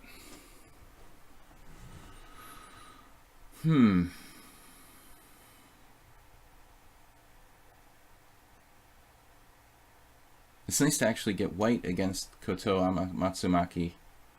Usually he was white. Maybe I had white last game. No, I had, what is this?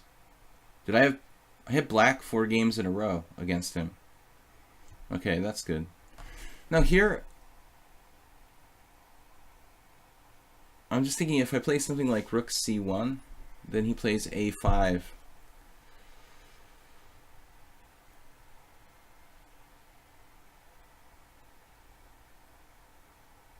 It could be kind of annoying.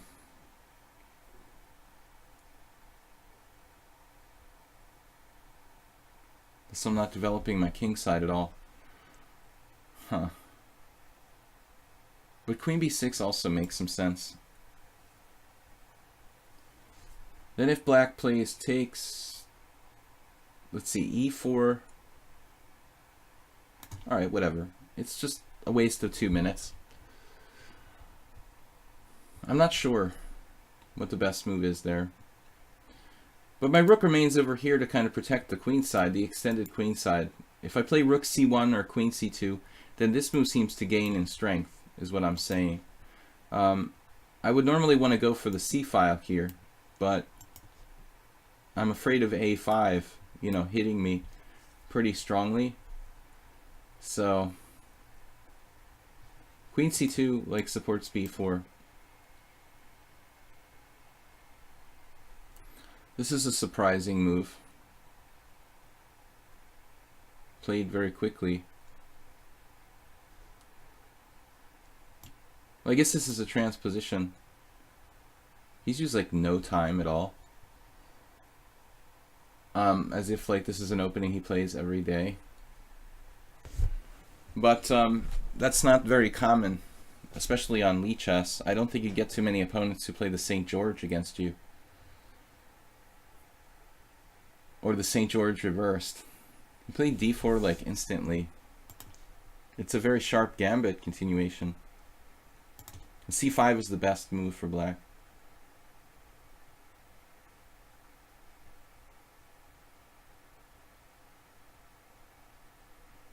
So if knight g3, e4, knight g5,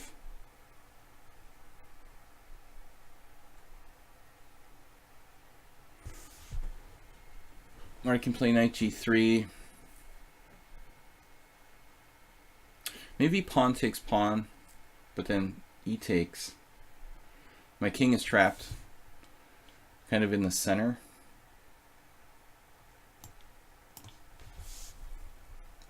He's got 4 minutes to my 1 minute now.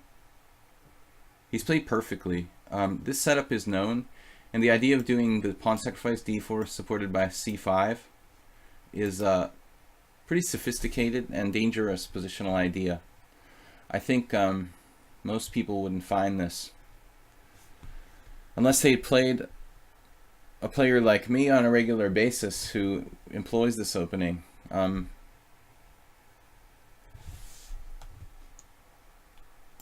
Very direct play here by black.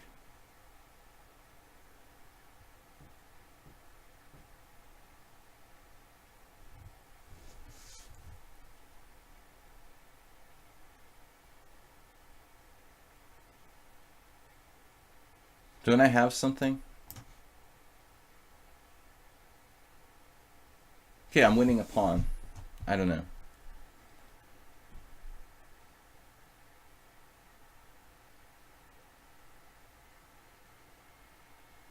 No, I hate to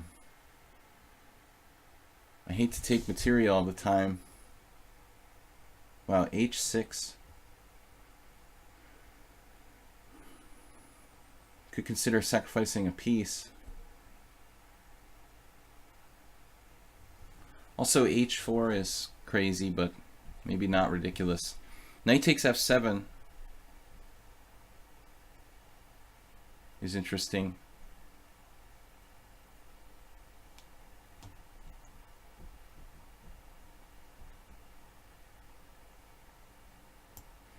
It seems unnecessary to sacrifice a piece, though.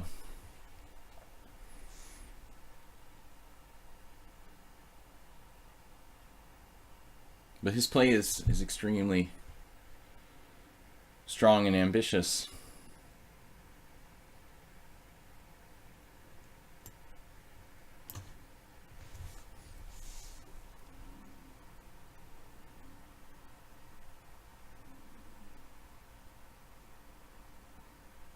And insanely fast.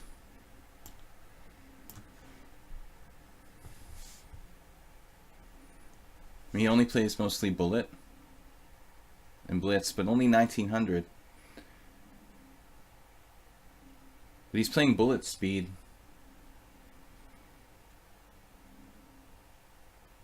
And very, very strong at that. Sacking pawns. Extremely dynamic play by black. Fearless. Kind of like my last several opponents. Extremely fearless play.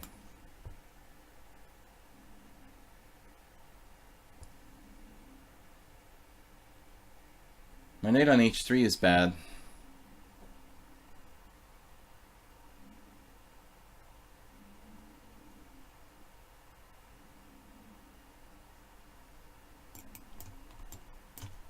About to like lose on time.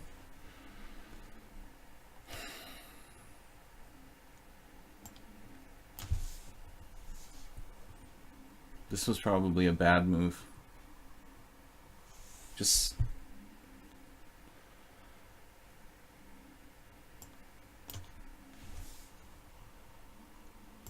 if he would just take his time more, black could have a really, really good game. But he's playing too much for the clock.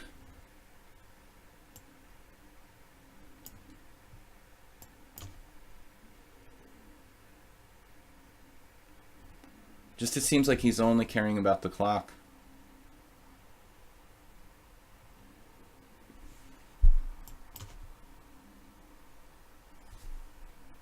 Which I try not to focus on here in my stream.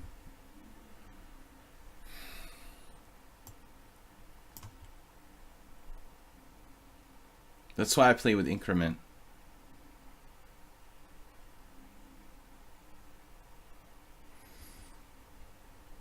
Black's compromised his whole position in the pursuit of winning on time, basically.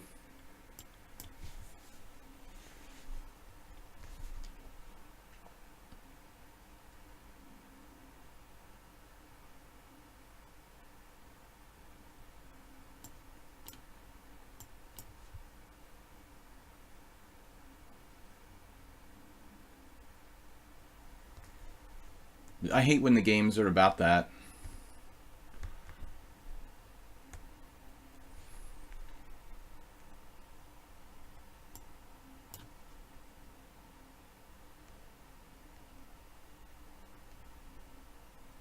He had a tremendous position, but just playing for winning on time, it seems like. But time is not as important as position, especially in increment. Now Black is like losing.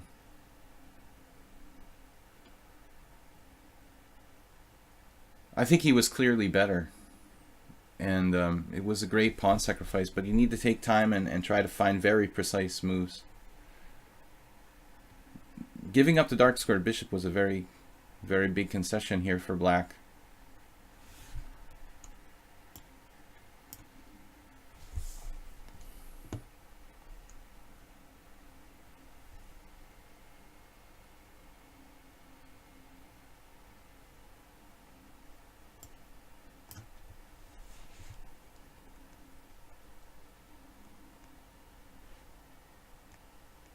One, two, three, four, five. So we're up 2 pawns.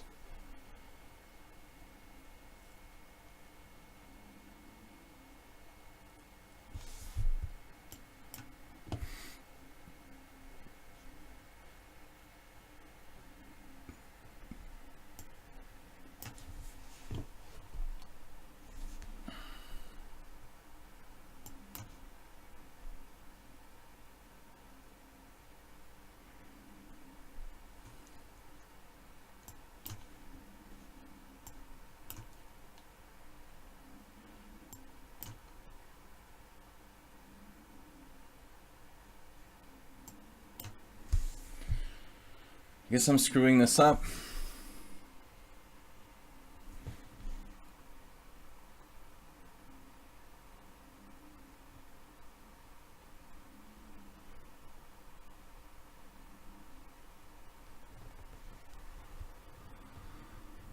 It's not so easy.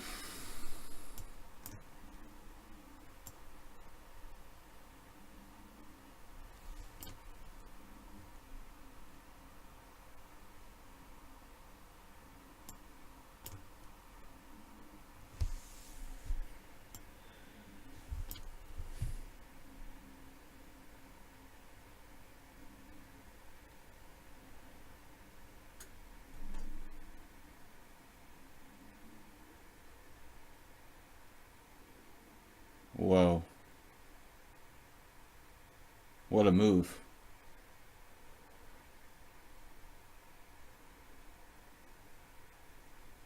What a move with like no time left.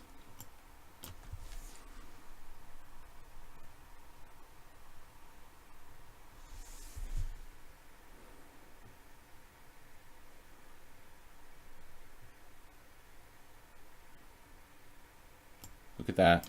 Perfect technique. And this move.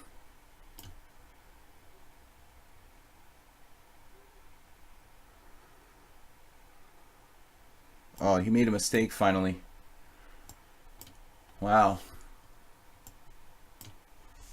Man, that was lucky. He was so close. He's still hanging on.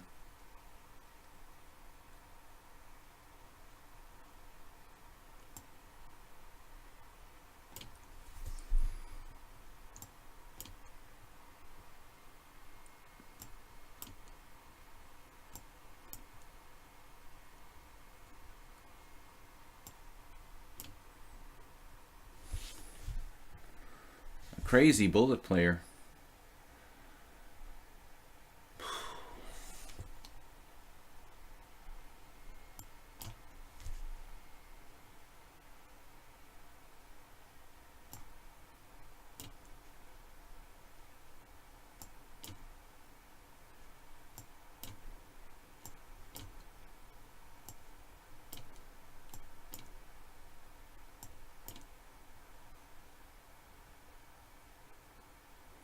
Yeah, I don't really like the game when it's about time.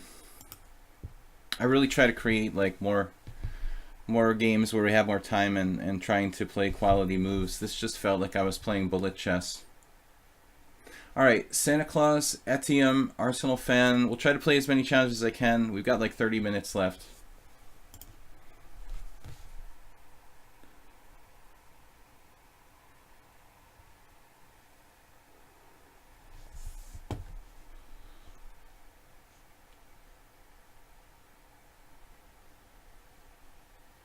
It's a good thing I have 3-second increment against that guy.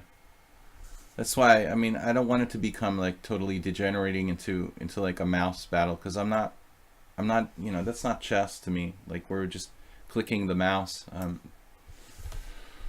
right, let's try something. I forgot to play an unusual first move. I'm getting white every game now. The last several. How many whites in a row is that? Is that like 3 or 4 whites in a row? No, I had black against Tushar. All right, we're supposed to play unusual openings. I can play b4.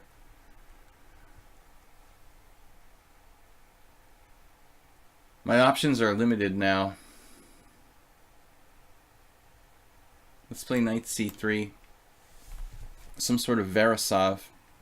Not that many unusual openings we can play once I open with knight f3. I mean, I just played b4 last game. I mean, this would qualify. Something like b4 or a3. But that's what I played last game. So we'll transition to some kind of dunce opening where I don't develop a central pawn. Yeah, I mean, I prefer when my opponents use their time and try to play the best moves rather than trying to flag me, you know. That we can reserve that for 2-0 or 1-0 bullet. So I like it when both players use all their time and really try to play the best possible moves. That's the point of my stream. I think trying to play quality chess, you know, not just trying to win on time. Knight c3, d5. We can play e3 here. This is like a Mexican. Some people call it the Mexican defense of black when you do knight f3.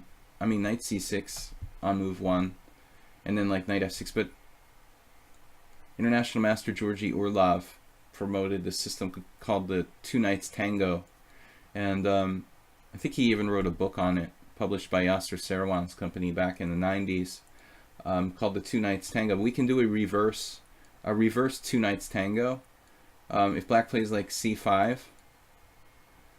Santa Claus, it's supposed to be unusual openings today. So knight c6 leads to black trying to play e5. And this, I don't know what this opening is now. I mean, it's a little like a Nimzo. We're going to play our bishop out to b5 and pin the knight.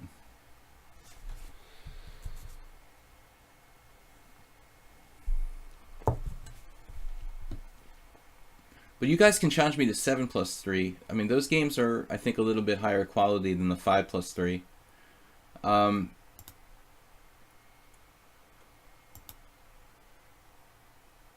The most safe move for black, I guess, is bishop d7, avoiding the doubled pawns here. But I suppose the bishop g4 is also okay.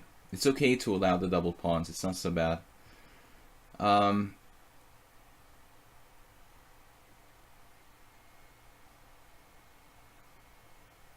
h3. I'm not sure that I want to play g4 necessarily.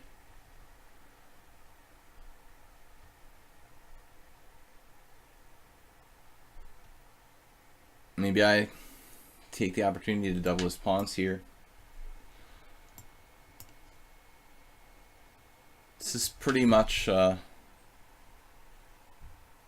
standard Nimzovichian type of thing for white. It's like a Nimzo, except, well, it is really a Nimzo now, I guess, because black has played d5.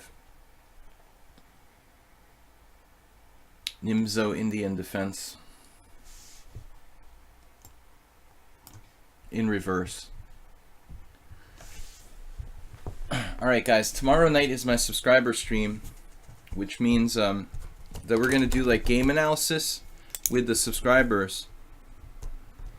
So if you guys are interested in hanging out with us tomorrow night at 7 p.m. CET here on lichess and Central European time or European time, if you have an interesting game and you're a subscriber, we can analyze it during the stream tomorrow.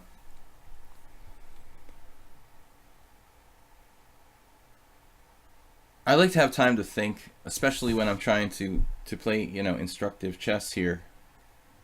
I mean, there's plenty of people who play Bullet on Twitch and stream their games. I mean, I don't have any interest in that. But I'm in time pressure with the 5-3s. Let's see. I think if I know the opening really well, I have a much less tendency to get into time pressure. This is what led to problems in my last tournament. I played 4 games in a row in opening positions that I didn't really know very well, or that were relatively new to me. And that's a recipe for disaster. If you know the opening well, you don't need to use very much time in the first 15 moves. And that's the problem. I really, you know, shouldn't have been playing variations that I didn't know very well.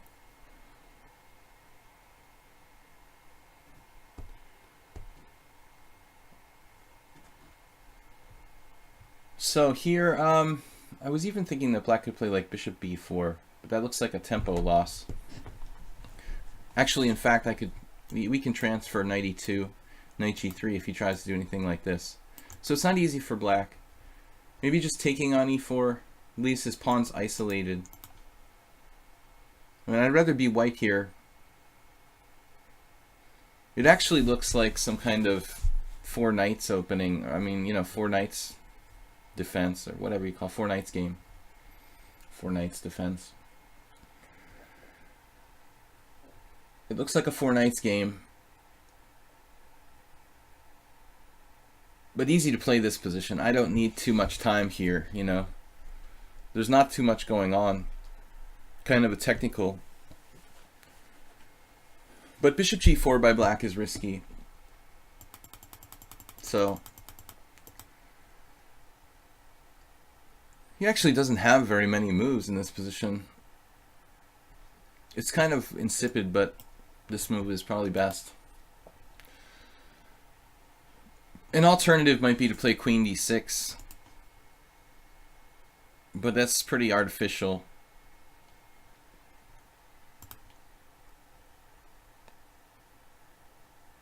Now, I mean, sometimes in the 2 knights or 4 knights game, you might play like knight d1, but that's only to go to e3. There's also knight a4, trying to blockade the queen side. But this feels more natural, going for g3 and f5. And I also want to play f4. And I don't have a place to put my queen. On the queen side, I'll play b3 and a4, locking the queen side, and then the idea is to break with f4.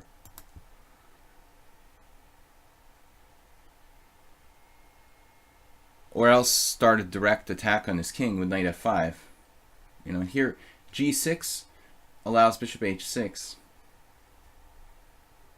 I mean, I'm not sure how devastating that is, but it would weaken his king side. But I don't know what choices he has here. It's kind of unpleasant. Maybe he can play like rook e8, knight f5, bishop f8. Then he has to walk into tactics with knight h6 check. No, that, yeah.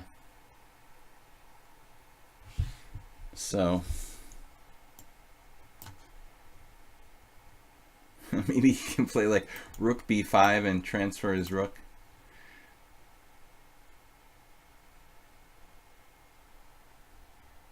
But I want my pieces to be tied down to pawns. Do you think I need to work on endgames much more than other aspects? Again, Tushar, I haven't played you enough.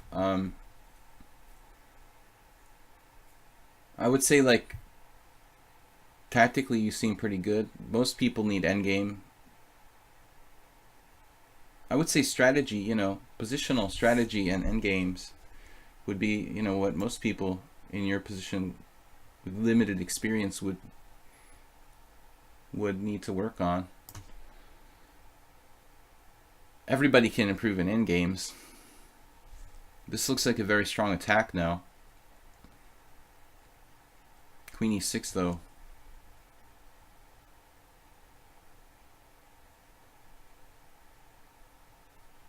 I have one of those bishop h6 tricks. Doesn't quite work.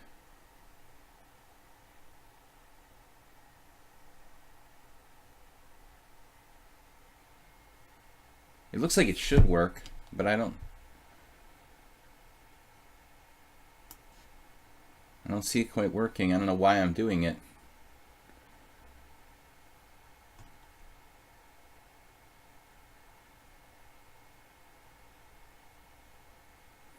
Not a lot of defenses for black.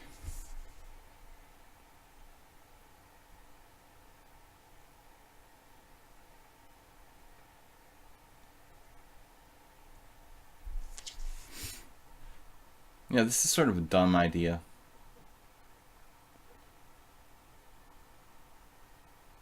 Okay, it forces his knight back. I mean,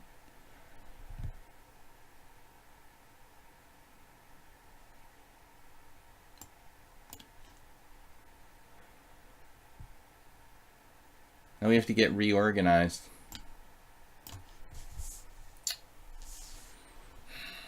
Yeah.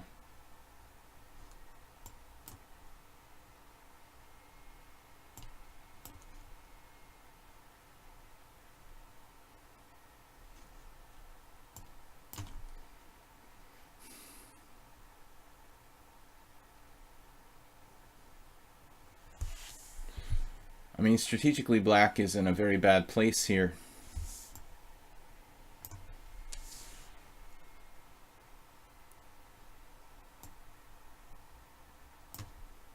But I've screwed it up a good deal. You know, just the time started to degenerate again.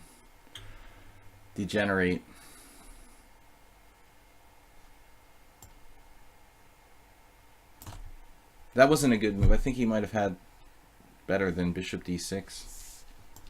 Now his knight has to go to a ridiculous place. Whoa.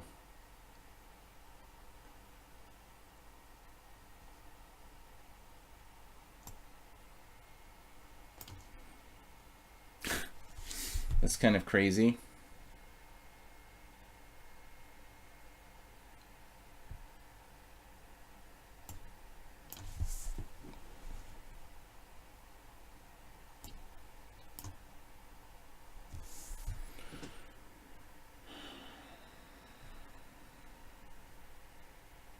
How is his knight not going to get trapped there?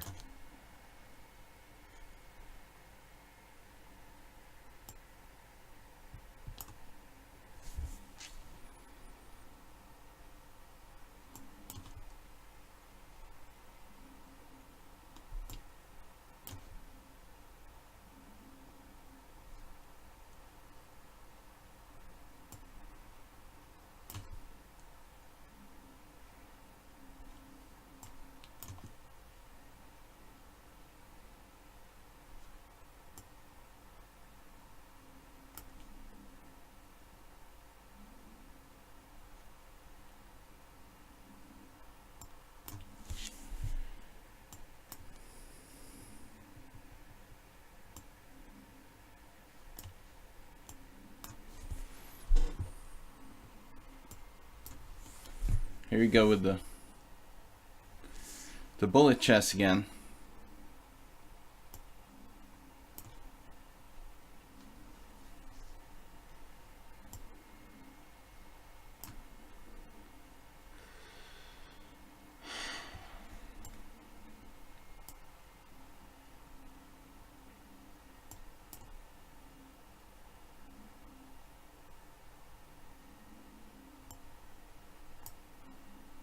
Now it's totally unclear.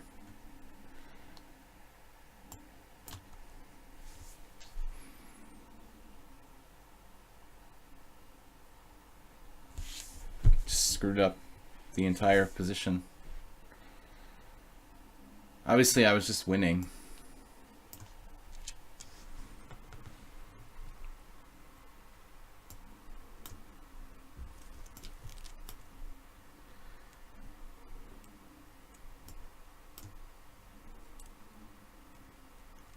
I was just kidding about taking that pawn.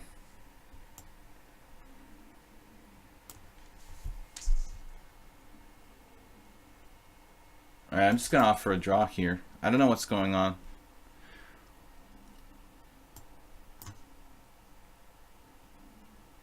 But didn't I...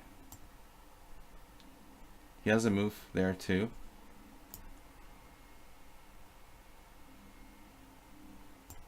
I just thought it was kind of ridiculous, so I'd offered a draw. But we're going to play this out for real.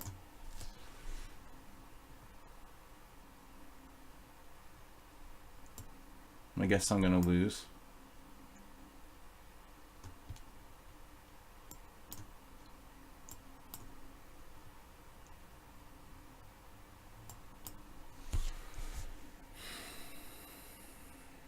Yeah. Winning for him now.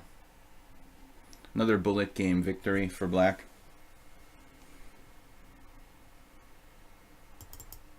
Good job with the bullet. He's only 2,033 in bullet. That's a little hard to believe, dude. How could you be 2,033 in bullet? I mean, you're so fast. It's like ridiculous. All right. Anyways, it was just a totally winning position the whole game for white. Etium is next. We're going to play something unusual here. I don't understand how you could be 2,033 in bullet, dude. Seriously. That's ridiculous. Like, his speed is his main weapon. He should be like 2,300 in bullet. If he's 2,300 in anything, Serbian Santa Claus. He's extremely fast.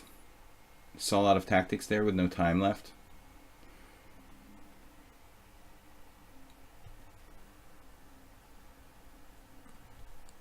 All right.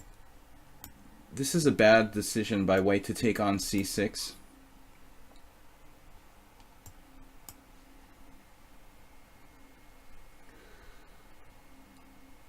I just lost up a piece. That's good. I missed a free rook. No, Tushar, I didn't. My knight was on d2 when he played rook f4 check. That's how he avoided losing the exchange. That was his only move. My knight was on d2 blocking my bishop. That's why I offered a draw, you know. When I offered a draw, the position was equal, but he wanted to win like on time, I think. I don't think I was losing in reality. I didn't offer draw because I had a bad position. I think it was just kind of pointless at that point. It just seemed like the game had degenerated into another bullet game, so I figured I'd offer a draw to save us some time from just clicking the mouse. Alright, castles.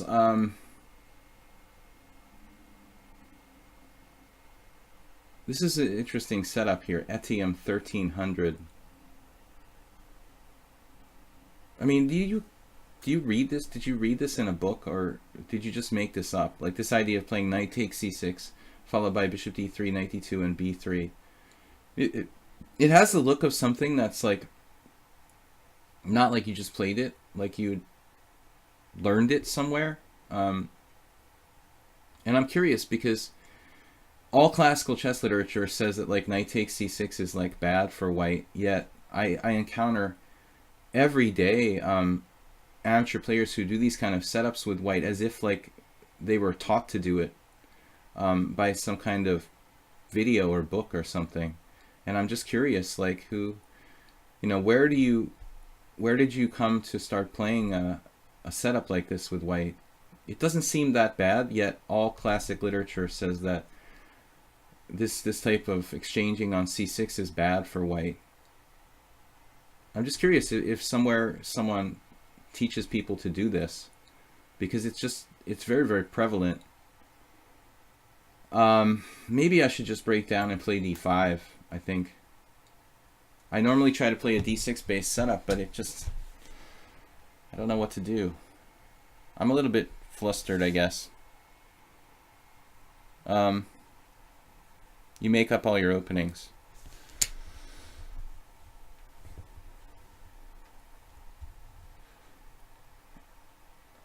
Yeah, just randomly dragging pieces. That's like the end of our game. Anti-bullet.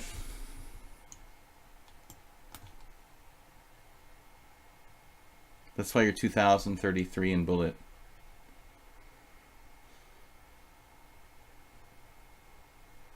White's still okay here.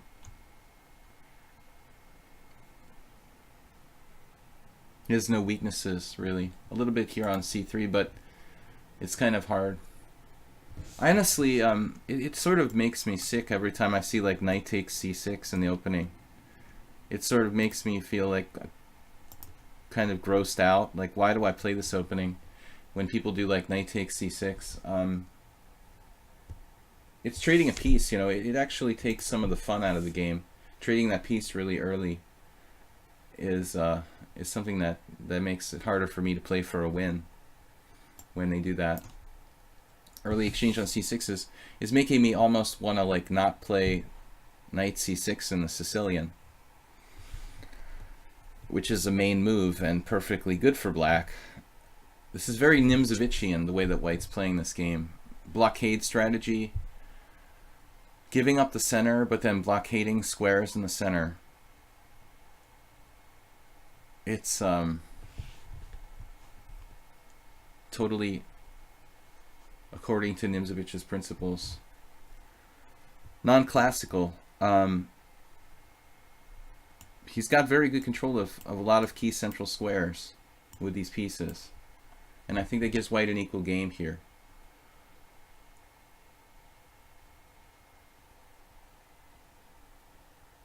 But this may be a mistake, I'm not sure. That's an extremely aggressive move to play. I mean, you're now taking pressure off the center, starting to play like ultra dynamically. c5 is like playing for a win, going into total complications, and the other way was like very safe for white. You're creating absolute chaos and imbalance in the pawn structure now by playing c5. But the other way was like a very controlled sort of position with very little risk for white, I think. Now after c5, anything could happen.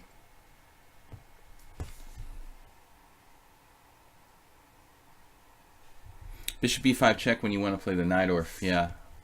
Magnus Carlsen specializes in disgusting systems that make the game especially uninteresting and boring.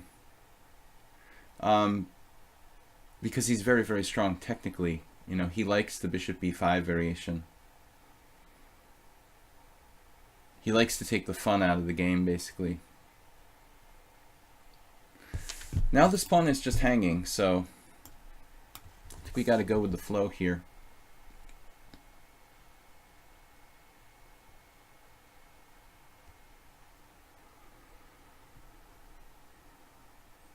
The situation is very sharp now. But even his like rook is on b1, protecting his bishop on b2, so I don't have any kind of tactics. For 1300, he seems pretty good. Guys, this is probably last game for today. They tell me like Arsenal fan is next, and he withdrew his challenge. So I'm going to close it down. I've got to go after this game. Lots of work to do today. Knight takes c6, random move d5. What?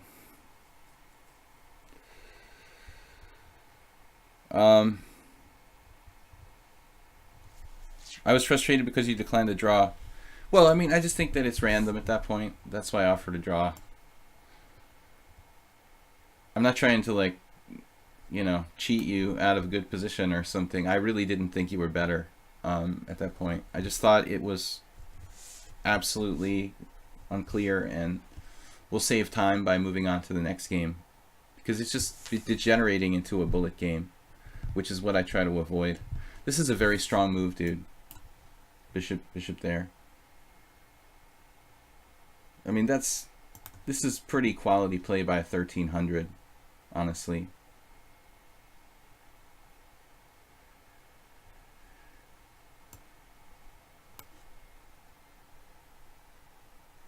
Absolutely like Nimzovician. I mean, have we played before? I don't remember how the games were, but one was a simul game. Were they both simul games? This one was a simul game where you played well and then lost, and the other game, I don't remember. But this looks like white could even be, I don't know, I don't want to say white's better, but I can overextend here pretty easily and even lose. Maybe I should play a6 while I have the chance.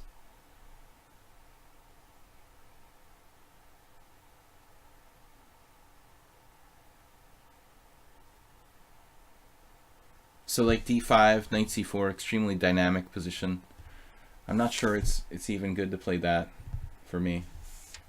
But I mean, this position looks very, very dangerous for both sides.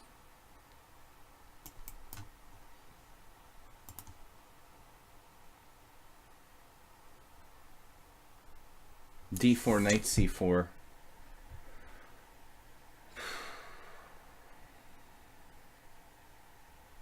I mean, maybe he's even better after that.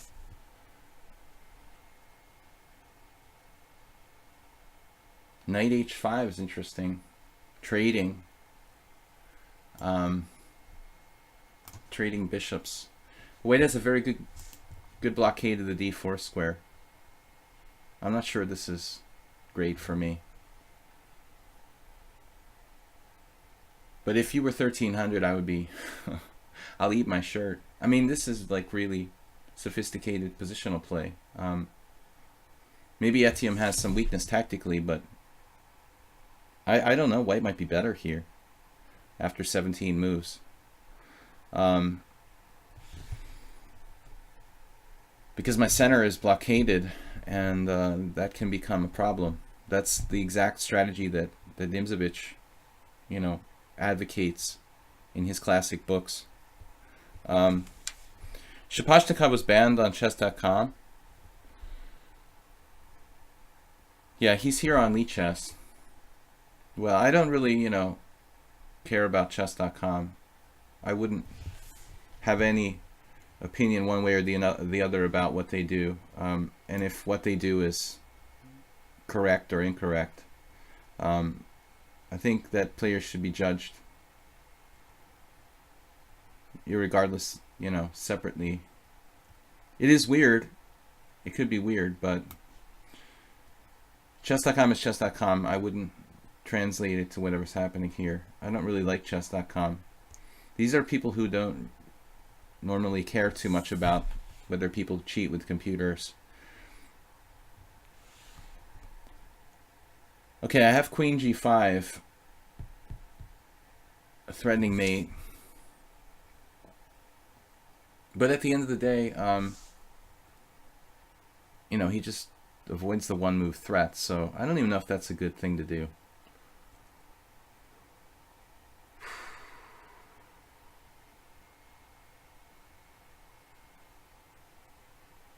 Bishop takes b2.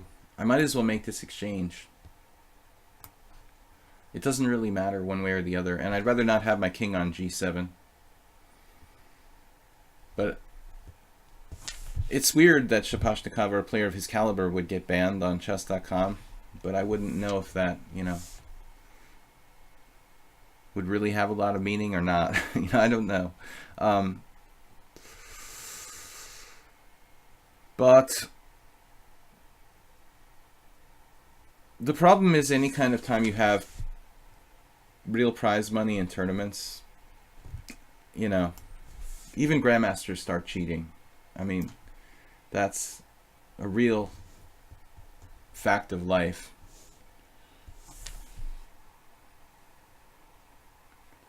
The only time they actually do anything about cheating is the title players or players in the title prize tournaments, because then they have to do something about the cheating.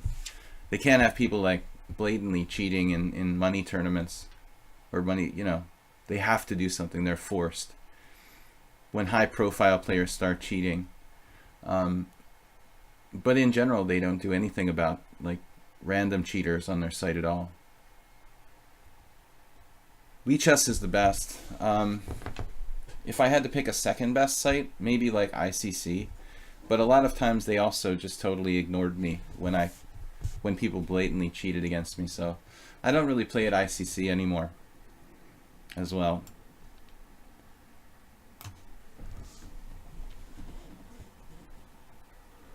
I think that most likely this pawn is close to falling. I also have knight d3.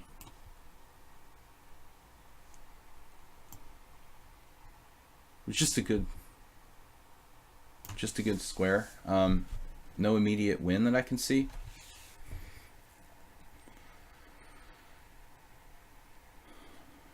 I have c6 and f6 and f2 are interrelated, so we can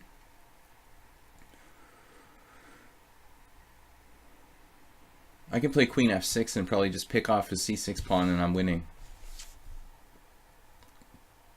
But earlier, I think the white was equal, or it was at best unclear.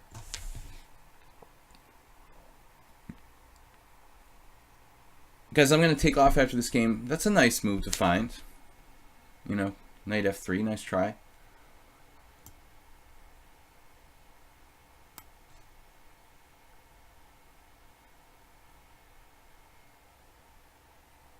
It doesn't have knight d4. Now he's actually losing a piece. So knight f3 was a blunder, I guess.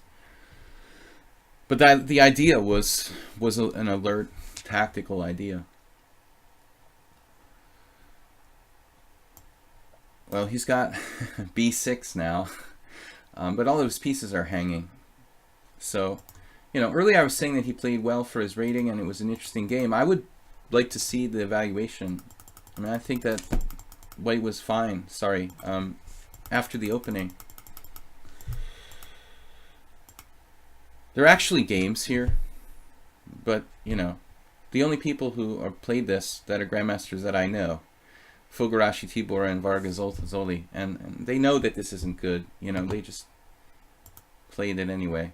This is a new move, and there's nothing wrong with this for white. I kind of like b3, bishop b2, and then the very careful rook b1. I mean, I have no advantage here. c4 is good, straight up Nimzovician blockade. I could try e5. This move is okay. The computer thinks it's a mistake. After castles, it's absolutely equal. Nothing going on here, and very hard for black to win. So the engine thinks this is a mistake because I have some move d4. I have to act very decisively. After e5, e4, this is an alert move, bishop e5, and black's still not, in my opinion, clearly better. And after rook c8, b4, the engine actually, okay, I was talking about like move 17. The engine actually thinks white is better now. So a6, bishop a4, and what move was this? What move is this? Move 17. So this is what I was talking about. I said, you know, after 17 moves, he's like 1300 and he has an advantage against me. A small advantage for white. Basically half a pawn strategically, because my pawns became kind of like fixed and overextended. I mean, I think that's impressive. Anyway, guys, I'm going to be back tomorrow. It's subscriber stream Thursday night, 7 p.m. here on lichess and Twitch. Thanks for playing, and thanks for watching, subscribing here on Twitch. Thanks for subscribing and checking out my YouTube channel, Video Chess Training on YouTube, where I upload all the old streams. And tomorrow night, subscriber stream, 7 p.m. If you're a subscriber, bring a game to analyze or send one to me via message here on lichess. Anyway, guys, you're welcome. Thanks for the good games today. Interesting games. And this last game, I forgot to play an unusual opening. I got kind of sidetracked mentally. We were supposed to be playing unusual openings today, but usually I forget at some point and just start going back to what I usually do. But anyway, white played a kind of unusual setup with knight takes c6. So thanks for the bits. Good game up until move 17. And this looks like after knight h5, you should probably exchange on g7. At least you give yourself, my king will be open to check, getting checked at some point. After this, okay, c6 was a blunder. Here it's like unclear now. But anyway, guys, thanks for watching. Please make a donation via PayPal if you can afford it to support the stream. And thanks for the bits. We'll see you guys tomorrow night. And thanks to Soltigo in the hospital. Our moderator is recovering from an operation, so he'll be back in a few days. Thank you, guys. See you all tomorrow night. Bye-bye.